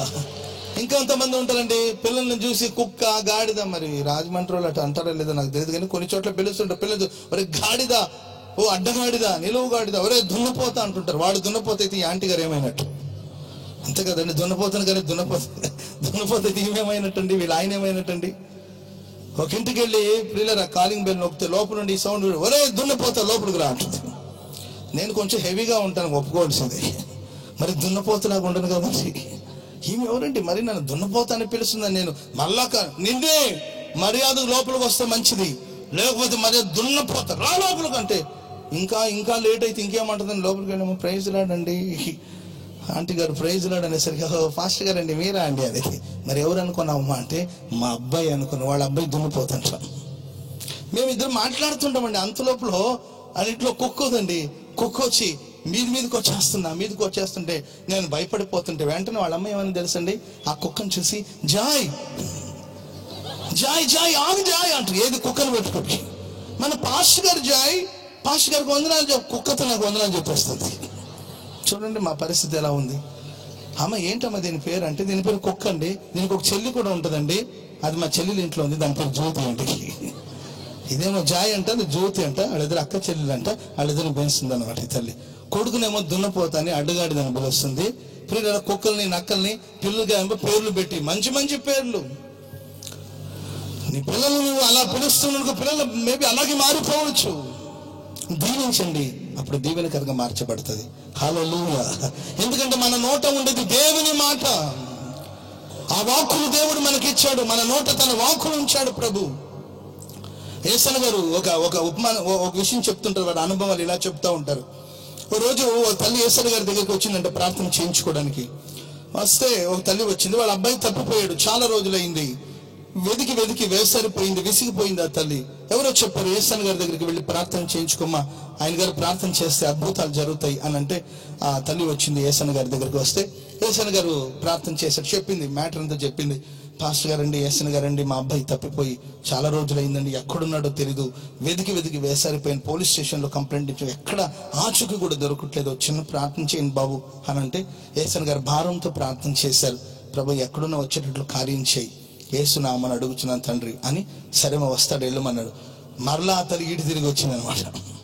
కొంతమందికి అదొక చాదస్తం అనమాట. మరలా వచ్చింది, మరలా వర్షం. ఏంటమ్మా మరలా వచ్చింటే, అదేనండి యేసన్న గారు మా అబ్బాయి తప్పిపోయి. అమ్మ చెప్పావు కదమ్మా అంటే, ప్రార్థన చేయండి అంటే, ఆల్రెడీ చేశాను కదా అంటే, ఇంకొకసారి చేయండి పాటర్ గారు అని అడిగిందంట.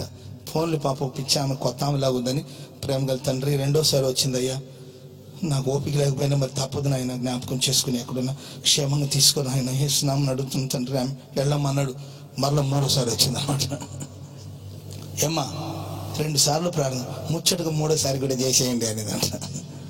సర్లే, కోపడకూడదు కదండి దైవ సేవకులు. ప్రార్థన చేసి మరలా పంపిస్తే వెళ్ళి చర్చి ఎల్డర్ని ఎంట పెట్టుకొచ్చామంట. మరలా ఆ చర్చి ఎల్డర్ వచ్చేసి, అయ్యా ఈ అమ్మగారు అంటే, అయ్యా ఇప్పుడు 3 సార్లు వచ్చింది, 3 times ప్రార్థన చేశానంటే నన్ను తీసుకొచ్చింది కదండి, దీనికి ఇంకొకసారి చేసేయండి అన్నాడంట ఆయన. సర్లే, చర్చి ఎల్డర్ ఫీల్ అవుతాడేమని 4సారి కూడా చేశాడన్న ప్రార్థన. మళ్ళీ ఆయన వెళ్ళాడు. వీళ్ళంతా అయిపోయిన తర్వాత 5సారి మళ్ళీ వచ్చిందంట. మళ్ళీ యేసన్న గారు అంటే అన్న కోపం వచ్చింది. యేసన్న గారి కోపం మీకు తెలుసు కదండి. అన్న కోపం వచ్చి, ఏమా ఎన్నిసార్లు చెప్పాను నీకు, ఇప్పుడు 4 సార్లు ప్రార్థన చేశాను, చాలా వెళ్ళు అంటే, అది కాదండి మా అబ్బాయి ఎన్నిసార్లు చెప్తావమ్మా, మీ అబ్బాయి తప్పిపోయాడు, చాలా రోజులైంది, పోలీస్ స్టేషన్, ఇదే కదా చెప్పేది, ప్రార్థన చేశాను కదా 4 సార్లు, ఇంకా వెళ్ళు అంటాడు. ఇంకొక్కసారి వెళతావా లేదా, వెళ్ళు అని కోప్పడ్డాడు. అది కాదండి, వెళతావా లేదా, వెళ్ళు అని గట్టిగా గదిమాడు. కాదండి, ఎప్పుడో వచ్చుంటాడు పోమా ఓ అని గదిమాడు. భయపడిపోయింది, అమ్మో ఈయనేంటారు బాబు ఇంత కోపడుతున్నాడు. అంత కోపం రాకుండా ఉంటుందండి. మనవాళ్ళు చేసే పనులు 1 కాదు 2 కాదు. కొన్నిసార్లు నేను ప్రార్థన వాళ్ళే బలవంతంగా లాక్కుని తల మీద చేయబెట్టుకుంటుంటాం. మా చేతులు ఏముందండి, దేవుని చేతులు మీ మీదకి రావాలి. హల్లెలూయా. మేము కేవలం దేవుని స్థలం నుండి మీ గురించి ప్రార్థన చేస్తాం. మీకు విశ్వాసం ఉంటే ప్రభు కార్యం చేస్తాడు. బలవంతంగా లాక్కుని వాళ్ళే చేతులు ఎలా అనుకుని వెళ్తూ ఉంటారు. ఈ మధ్య ఇంకొక మేధావి నా చేతులు తీసుకొని మొహం తుడుచుకుంటున్నాడు. మరి అడిగితే టిష్యూ పేపర్ ఇస్తాను కదా బాబు, నా చేతి మొహం తుడుచుకుంటే చర్మ వ్యాధి వచ్చిందండి, నీ చేత తుడిస్తే పోతుందని ఎవరో చెప్పారండి. ఇది ఇంకా బాగుంది కదండి. విసిగిస్తూ ఉంటాడు పాప. యేసన్న గారు కోపం వెళ్తావలేదని గట్టిగా గదిమాడు. ఎప్పుడు వచ్చుంటాడు పో అని గదిమాడు. పోయిన మనిషి పోయినట్టే పోయి 6 గంటలకు మరలా వచ్చిందండి. ఇంకా యేసన్న గారికి చాలా కోపం వచ్చి, ఏమా ఆగు అన్నాడు. అది కాదండి, ఆగు 5 సార్లు ప్రార్థించమని అన్నాడు. అంటే ఒక చిన్న మాట్లాడలేదు, పెద్ద మాట్లాడలేదు, ఆగగా అన్నాడు. అయ్యా ఆడ నిలబడి చెప్పు, ఏంటి చెప్పు, ఏం చెప్పు, మీ అబ్బాయి తప్పిపోయి చాలా రోజులైంది, పోలీసు అదే కదా చెప్పండి. అది కాదయ్యా, ఎందుకై కోపడతావు, నువ్వు వచ్చుంటాడు పొమ్మన్నావు కదా. ఇంటికి వెళ్ళి చూడగానే మా అబ్బాయి వచ్చి ఇంట్లో కూర్చున్నాడు. చెప్పలు కొట్టండి గట్టిగా, గొంతు గట్టిగా. హల్లెలూయా. అన్న చెప్తారు కదా, యేసన్న గారు అంటారు, నేను కోపంతో చిరాకు చెప్పిన మాటలు కూడా ఆకాశం ఉన్న దేవుడు ఆమేన్ అని చెప్పాడు. హల్లెలూయా, హల్లెలూయా. చూడండి, ఒక సేవకుని మాటలకు ఎంత శక్తి ఉందో, ఒక విశ్వాస మాటలకు ఎంత శక్తి ఉందో గ్రహించాలి. అనవసరంగా మాట్లాడకూడదు. మన మాటలు చాలా విలువైనది. ఎందుకంటే మనం యేసు రక్తం చేత కడగబడిన ప్రజలు, దేవుని ఆత్మతో సత్యముతో ఆరాధిస్తున్న ప్రజలు. మన మాటలు సరదాగాను, లేకపోతే మన మాటలు ఊరూరికే విలువలేని మాటలు మాట్లాడకూడదు. మీ మాటలకి దేవుని శక్తి ఉందని గ్రహించాలి. మీ మాటలు దేవుడు స్థిరపరుస్తాడని గ్రహించి నువ్వు మాట్లాడాలి. యేసు ప్రభువు అంటున్నాడు, తండ్రి నేను నీ మాటల్ని వీరికి ఇచ్చుచూ ఉన్నాను. ఇది మొదలుకొని మీరు ఎవరిని దీవిస్తారో అది వారికి దీవెనకరంగా మార్చబడుతుంది. హల్లెలూయా. చెప్పండి గట్టిగా హల్లెలూయా. శపించారనుకో, ఒకవేళ శపించారనుకోండి, మీరు శపించిన వ్యక్తి ఒకవేళ ఆ శాపానికి అపాత్రుడు అనుకోండి, అతడు ఏ పాపం చేయలేదు అనుకోండి, వాడిని అనవసరంగా శపిస్తే ఆ శాపాలు కూడా తిరిగి మీ మీద పడుతుంది అనమాట.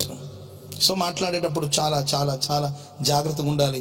మనం మాట్లాడే మాటలు. ఇప్పుడు నేను ఒక వస్తువును కింద పడేశానండి, ఒక చిన్న పెన్ క్యాప్ ఉంది, పడేశాను. ఎక్కడుంది? ఇక్కడే ఉంది. ఇది నా ఖర్చు తీసి ఇక్కడ పడేశాను, ఇది ఇక్కడే ఉంది. మన వస్తువును కింద పడేస్తే ఎక్కడుంటది? ఇక్కడే ఉంటుంది. ఇప్పుడు మాట్లాడుతున్న ఈ మాటలు ఎక్కడుంటది? గాలిలో ఉంటుంది. మనం మాట్లాడిన మాటలు, మనం మాట్లాడిన శబ్దం ఉంది, గాలిలో ఉంది. అనవసరంగా మాట్లాడిన ప్రతి మాటలకు ఒకరోజు దేవునికి లెక్క చెప్పాలి. ఊరికే మాట్లాడేసి ఎవరు చూడలేదు, ఎవరు వినలేదు అని అనుకుంటే ఎలా?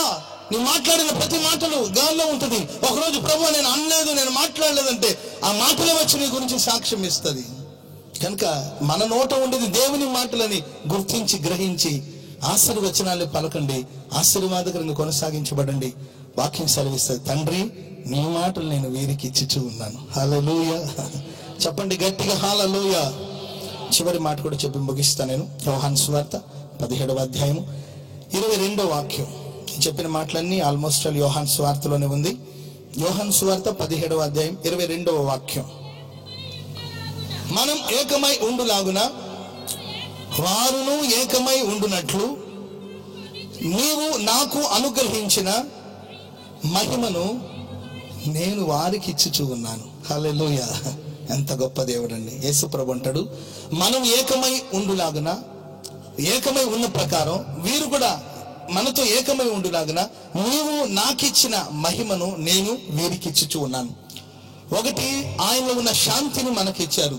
రెండవదిగా ఆయన మాటలన్నింటినీ మనకిచ్చారు. మూడవదిగా ఆయన అంటాడు, నీవు నాకిచ్చిన మహిమను ఇప్పుడు నేను వీరికి ఇచ్చుచూ ఉన్నాను. హల్లెలూయా. దేవుడు మీ అందరి మహిమ పరచును గాక. దేవుని మహిమను మీరు పొందుదురు గాక. మహిమతో నా దేవుడు మిమ్మల్ని నింపుదురు గాక. మహిమైశ్వర్యంతో దేవుడు మిమ్మల్ని నింపుదురు గాక. హల్లెలూయా. యేసు ప్రభు ప్రార్థన చేస్తున్నాడు తన ప్రజల కొరకు, తను వెంబడిస్తున్న శిష్యుల కొరకు, తను వెంబడిస్తున్న ప్రజల కొరకు ప్రార్థన చేస్తున్నాడు. ఏమనంటే, తండ్రి వీరు మనతో ఏకమై ఉండులాగున నీవు నాకిచ్చిన అదే మహిమను నేను వీరికి ఇచ్చుచున్నాను. పాత నిబంధన గ్రంథాన్ని మనం గమనించి చూసినప్పుడు ప్రియులారా, దేవుడు తన మహిమను ఎవరికి చెందనివ్వడు. నేనే నీ దేవుడైన యెహోవా, నేను తప్ప వేరొక దేవుడు నీకు ఉండకూడదు, నా మహిమను నేను ఎవరికి చెందనివ్వడు అంటారు ప్రభు. ఇంకా చెప్పనండి, పాత నిబంధన గ్రంథంలో ఉన్న భక్తులు కనీసం ఆయన మహిమను చూడలేని స్థితి. ఆదామును దేవుడు మహిమతో నింపాడు, పాపం చేసి మహిమను కోల్పోయాడు. ఆనాటి నుండి మానవుడు ఆ మహిమను పొందడానికి కొరకు ఎన్నో ప్రయత్నాలు చేస్తున్నారు. పాపాన్ని పోగొట్టుకుని మహిమను పొందాలి, తిరిగి పొందాలని ఎన్నో కార్యక్రమాలు, కానుకలు ఇస్తూ వచ్చారు, అర్పణలు ఇస్తూ వచ్చారు, ఎన్నో త్యాగాలు చేస్తూ వచ్చారు, ఎన్నో బలులు అర్పిస్తూ వచ్చారు, ఎంతగానో పోరాడారు, ఎంతగానో ప్రార్థించారు, ఎంతగానో ప్రయాసపడ్డారు, కానీ మహిమ దొరకలేదు వాళ్ళకి. పాత నిబంధన భక్తుడైన మోషే ఒకరోజు దేవుని అడుగుతాడు, బాబు ఒకసారి నీ మహిమను నాకు చూపవా, ఒకసారి నేను కన్నులారా చూడాలని ఆశపడుతున్నాను, ఆశ కలిగిన నా ప్రాణాలను తృప్తిపరచు, నీ మహిమను నాకు కనపరచమంటే దేవుడు అంటాడు, మోషే నువ్వు నా మహిమను చూడలేవు, చూస్తే చస్తావు నువ్వు, వద్దు, ఎందుకు నీకు ఓవర్ యాక్షన్, వద్దు అంటాడు దేవుడు. కానీ మోషే అంటాడు, లేదయ్యా ఒకసారి నిన్ను చూడాలి, నా జన్మం సార్థకం అవ్వాలి, నేను చూడాలి అంటున్నాడు. వద్దు అని చెప్పిన వినట్లా.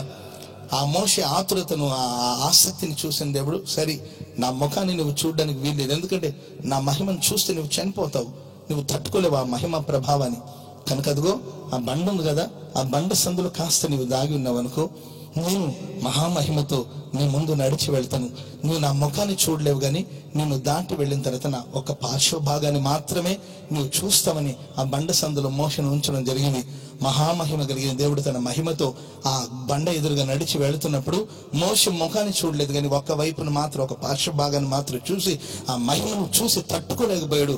అంత మహిమ గల దేవుడు మనం ఆరాధిస్తున్న దేవుడు. హల్లెలూయా. చెప్పండి గట్టిగా హల్లెలూయా, హల్లెలూయా.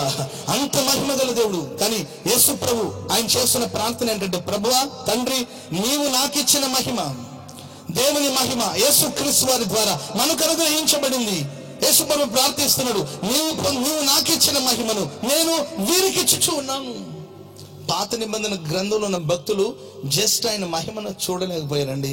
క్రొత్త నిబంధన భక్తులైన మనం, యేసు రక్తం చేత కడగబడిన మనకు మహిమను చూడడం కాదు కదా, మహిమను మనకు దేవుడు ధరింప చేశాడు. చెప్పలు కొట్టింది గట్టిగా, కొట్టాలి గట్టిగా గట్టిగా గట్టిగా గట్టిగా. హల్లెలూయా. ఎంత ధన్యులమో మీరు గమనించాలి. యేసుక్రీస్తు రక్తం చేత కడగబడిన వాడి విలువేంటో గ్రహించాలి. విలువ లేకుండా మనం ప్రవర్తించకూడదు. మన విలువైన వాళ్ళు, ఎందుకంటే దేవుని మహిమతో దేవుడు మనల్ని కప్పాడు. దేవుని మహిమ ఒక వస్త్రంలాగా మనకు ధరింప చేశాడు. మన మహిమ పొందిన దేవుని ప్రజలం, మహిమను పొందిన మహిమ కలిగిన సంఘముగా ప్రభు మనల్ని పిలుస్తూ ఉన్నాడు. మహిమ ప్రభావాన్ని దేవుడు మనకు దయచేశారు. మన మహిమ చేత నింపబడి ఉన్నాం. పాత నిబంధన భక్తులకు లేని ధన్యతను దేవుడు మనకు దయచేశాడు. యేసు ప్రభు అంటాడు, తండ్రి, నీవు నాకు ఇచ్చిన ఈ మహిమ నేను వీరికి ఇచ్చుచూ ఉన్నాను. హల్లెలూయా. ఈ మహిమ, ఈ మహిమాత్మ మనలో చేసే కార్యాలు ఏంటి? వాక్యాన్ని మనం చదువుకుంటూ వెళ్తే ప్రియులారా, మహిమను పొందిన మనం, పలుసార్లు దైవ సేవకులు కూడా మీకు చెప్తూనే ఉంటారు, పాలు ఉందండి, పాలు కొంచెమే మనం తోడేస్తాం. కొంత సమయం, ఒక 2 hours or 3 hours తర్వాత దాన్ని మూత పెట్టేసి ఒక 2-3 గంటల తర్వాత మనం మూత తీసి చూస్తే పాలేమై ఉంటుంది, తోడుకొని పెరుగైపోయి ఉంటుంది.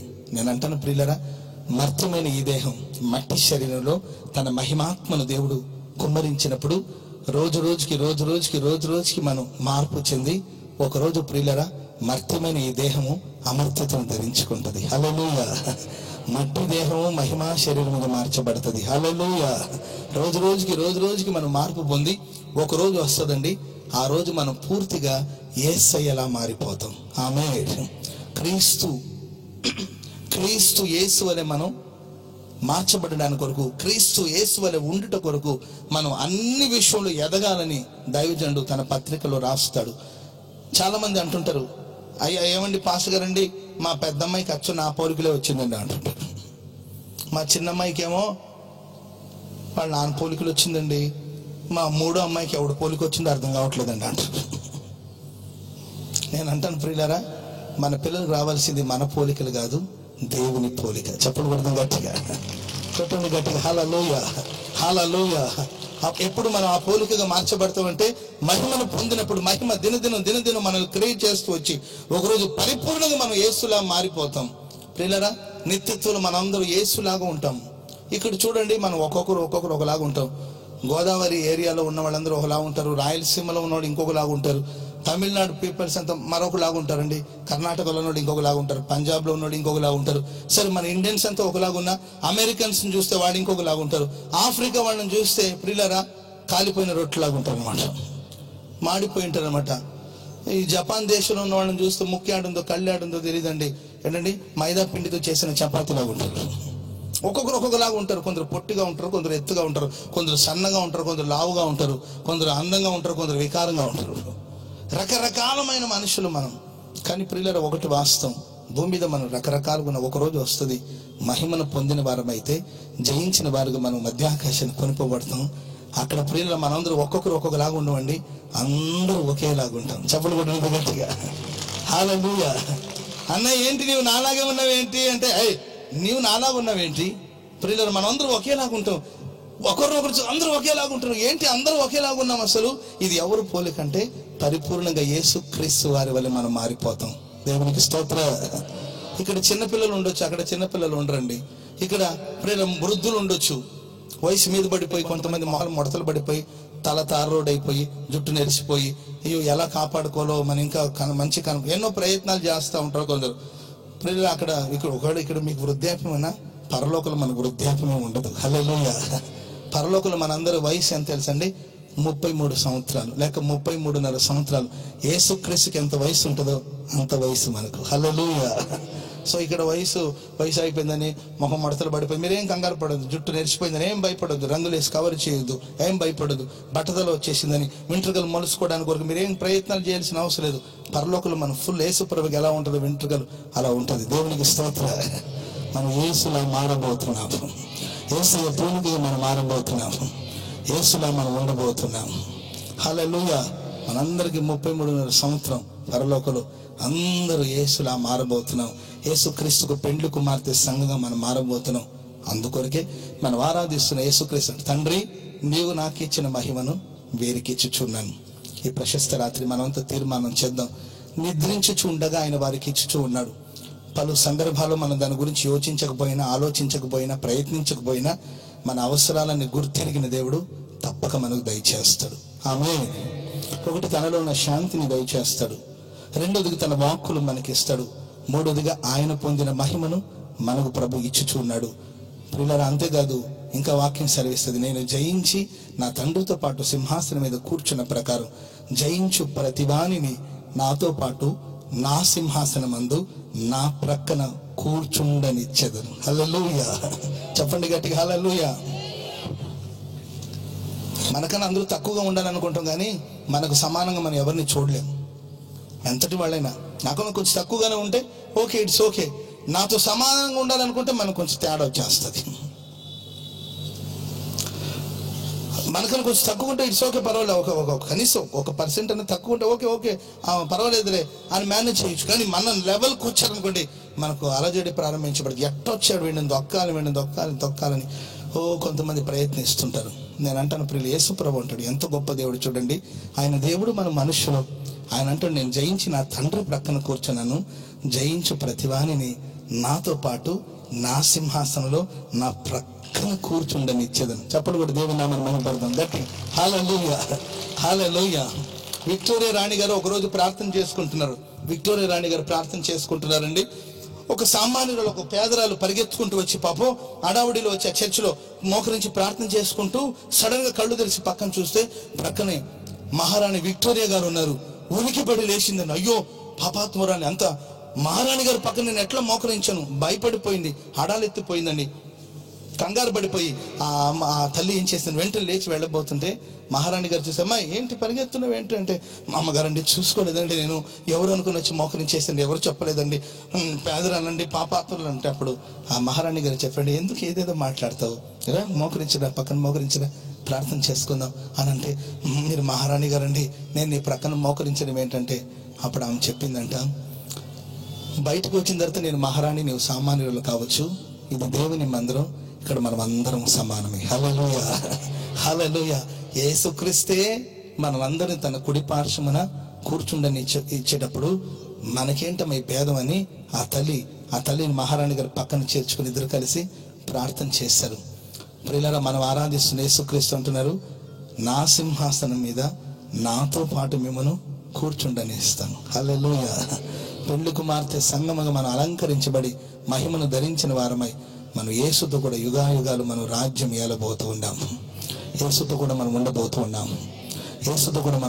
ఉన్నాము. అలాంటి శుభగడియ త్వరలోనే రానై ఉన్నదండి. మనం ఆరాధిస్తున్న యేసుక్రీస్తు తన మహిమ కలిగిన సంఘం కొరకు త్వరగా రానై ఉన్నాడు. హల్లెలూయా. యేసు ప్రభు రానై ఉన్నాడు. ఎన్నో వింత కార్యాలు జరుగుతున్నాయి లోకంలో. జాగ్రత్త ప్రియ సహోదరులారా, నీవు నిశ్చింతంగా ఉన్నావనుకో, ఆ రోజు అకస్మాత్తుగా వస్తుంది. తిండి వలన, మత్తు వలన, ఐహిక విచారం వలన కొందరు మందంగా ఉన్నప్పుడు ఆ రోజు అకస్మాత్తుగా వస్తుందని బైబిల్ సెలవిస్తుంది. జాగ్రత్త పడి మహిమను పోగొట్టుకోకుండా, మహిమ లేని బ్రతుకుండా మహిమను పొందిన వారమై ప్రియుల మధ్యాకాశానికి కొనిపోబడ్డ కొరకు మనం సిద్ధంగా ఉన్నప్పుడు ప్రభు వస్తాడు. మన రూపాంతరం చెంది దేవుని సన్నిధికి వెళ్ళబోతున్నాం. లోకము దాని ఆశలన్నీ గతించిపోతుందని మహిమను పొందిన భక్తులు సదాకాలం ప్రభుతో కూడా ఉండబోతూ ఉన్నారు. హల్లెలూయా. చెప్పండి గట్టిగా, హల్లెలూయా. ఒక చిన్న తీర్మానంతో ఈ రాత్రి మనం అందరూ ప్రార్థన చేసుకుందాం. దయచేసి లేచి నిలబడండి. ఒక చిన్న ప్రార్థన చేసుకుందాం ఈ ప్రశస్త రాత్రి. దయచేసి అందరూ లేచి నిలబడాలి. తన ప్రియులు నిద్రించుచు ఉండగా ఆయన వారికి ఇచ్చుచు ఉన్నాడని వ్రాయబడి ఉంది. ఏమి ఇస్తాడో, మనం ఏం పొందాలో కూడా వాక్యం ద్వారా బహు స్పష్టంగా ప్రభు మాట్లాడారు. ఎవరొకరు అనాలోచనగా ఉండకుండా ఆకాశవైపు చేతులెత్తి భారభరితమైన హృదయంతో మనం అంతా ప్రార్థన చేసుకుందాం. చేతులెత్తి అందరూ ప్రార్థించండి. స్తోత్రం, చేతులెత్తి అందరూ ప్రార్థన. ఎవరు లేచి అటు ఇటు తిరగొద్దు. ప్రశస్తమైన అమూల్యమైన సమయం నిద్రించుచుండగా తన ప్రేమకి ఇచ్చుచు ఉన్న దేవుడు. చేతులెత్తి ప్రార్థించండి. హల్లెలూయా, హల్లెలూయా, హల్లెలూయా.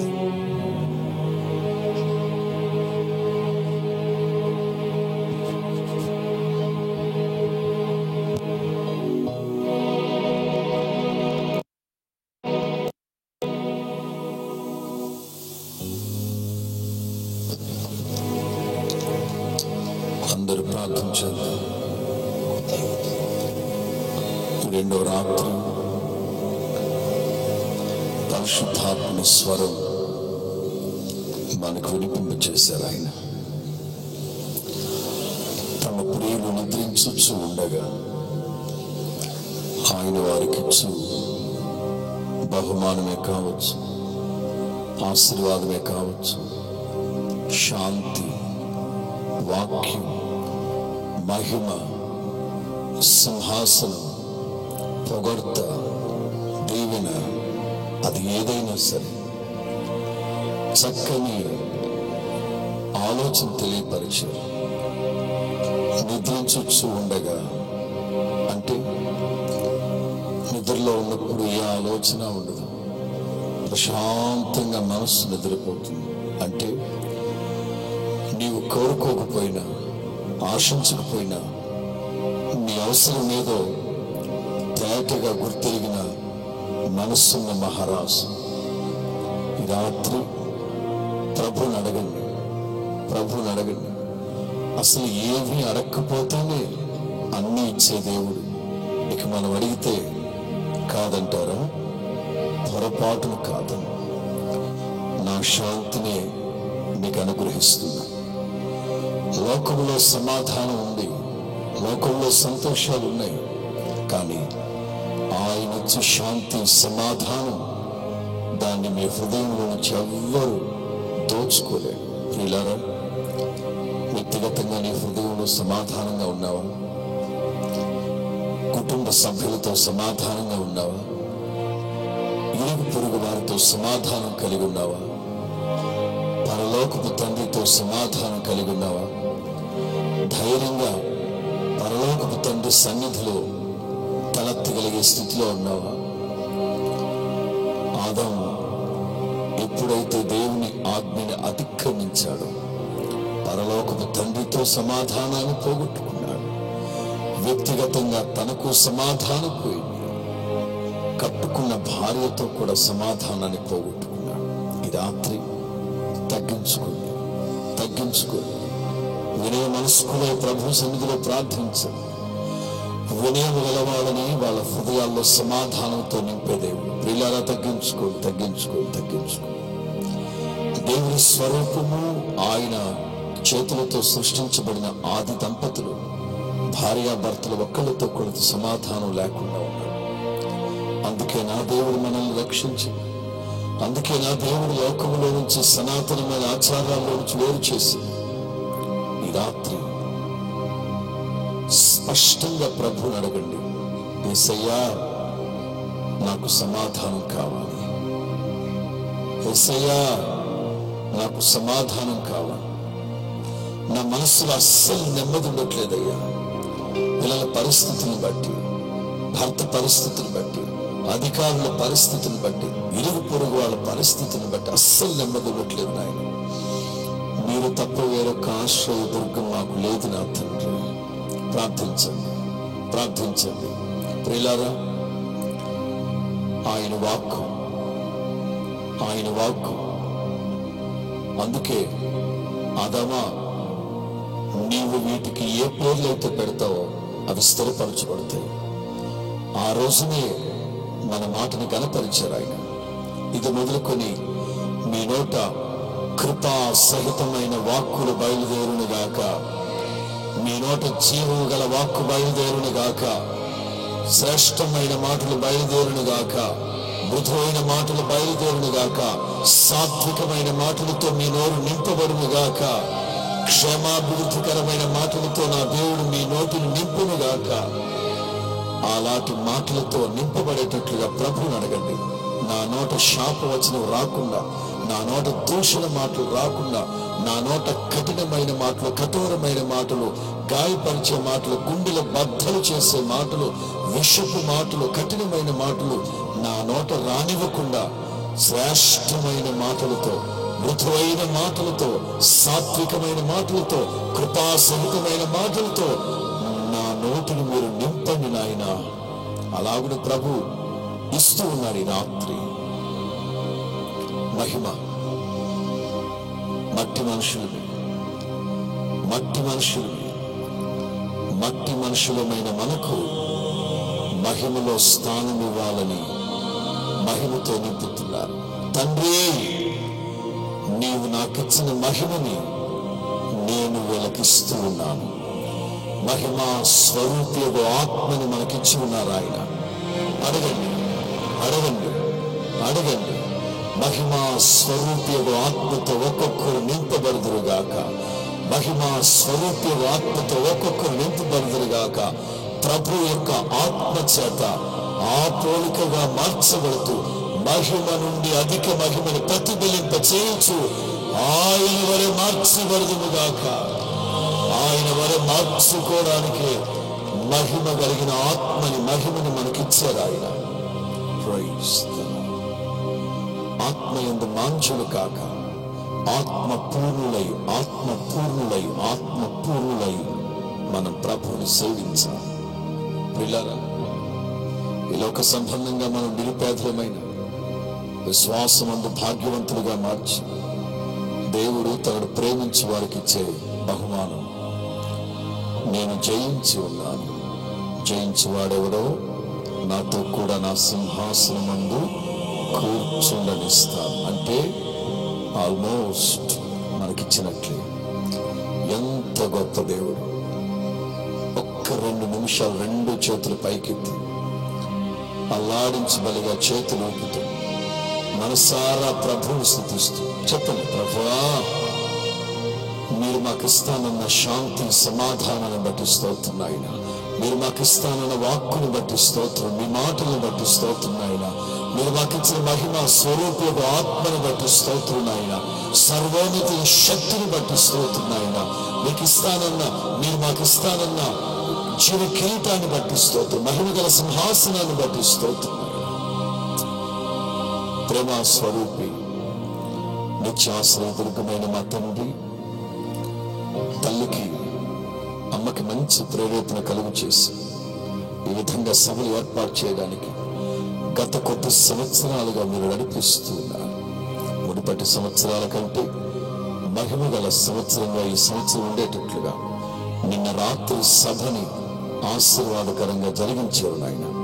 ఈ రాత్రి సభలో షాలేం రాజుగా మీరు దిగొచ్చి పావుర స్వరాన్ని మీరు వినిపింప చేసినందుకు స్తోత్రం నాయన.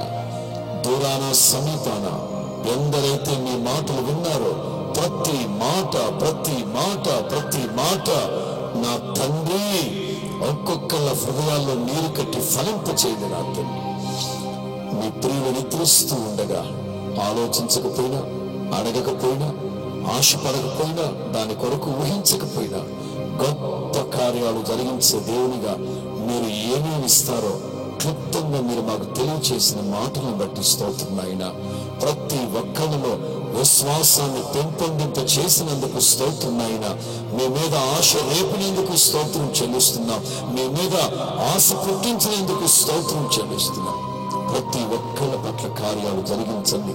ఈ 2వ రాత్రి సభ ప్రారంభం నుండి ఇప్పటి వరకు మీ ఆత్మ సారథ్యంలో జరిగించినందుకు స్తోత్రం. రేపు రాత్రి ఆఖరి సభ జరగబోతుంది నాయన. మీ సేవకుల్ని బలపరిచి అగ్ని కణముల నాటి వాక్కులతో మీ ప్రజలు దర్శించండి నా తండ్రి. ఇప్పటి వరకు మీ మాటలు బోధించిన మీ సేవకుల మీద ఏడంతల ఆత్మ శక్తి నిలిచి ఉండుగాక. ఘనత నిమిత్తమైన పాత్ర వల్ల మీరు బలపరిచి వాడుకోమని ఆశీర్వదించమని ఈ రాత్రి సభని ఇంతవరకు దీవెనకరంగా ఆశీర్వాదకరంగా జరిగించారు. సియోను కొండల మీదకి దిగి వచ్చిన హెర్మోను మంచు వలె ఆత్మనిమిత్తమైన కృపతో ఒక్కొక్కరిని నింపినందుకు మీకు స్తోత్రం. సమాధానంతో నింపినందుకు స్తోత్రం. జీవం గల కృపాసహితమైన వాక్కులతో మృదు మధురమైన మాటలతో నింపినందుకు స్తోత్రం. మహిమా స్వరూపి ఆత్మతో నింపినందుకు స్తోత్రం. సర్వగణత మహిమ ప్రభావం మీకు ఆరోపిస్తూ యేసు నామములో ప్రార్థిస్తున్నాము తండ్రి. ప్రభువైన యేసుక్రీస్తు కృప, నా దేవుని ప్రేమ, పరిశుద్ధాత్ముని సన్నిధి, సముఖము, సహవాసము, సమాధానం, సన్నిధిలో పాలు పొందిన ప్రతి బిడ్డకి, సకల పరిశుద్ధులకి సదాకాలం తోడై నడిపించును గాక. బిగ్గరగా, ఇంకాస్త బిగ్గరగా హల్లెలూయా, హల్లెలూయా, హల్లెలూయా. దేవునికి స్తోత్రం. మీకు అందరికీ వందనాలు. రెండో రాత్రి సభ ముగించబడింది. కొంచెం సౌండ్ తగ్గించు. దైవజనులు మీ ఒక్కొక్కరి కొరకు ప్రత్యేకించి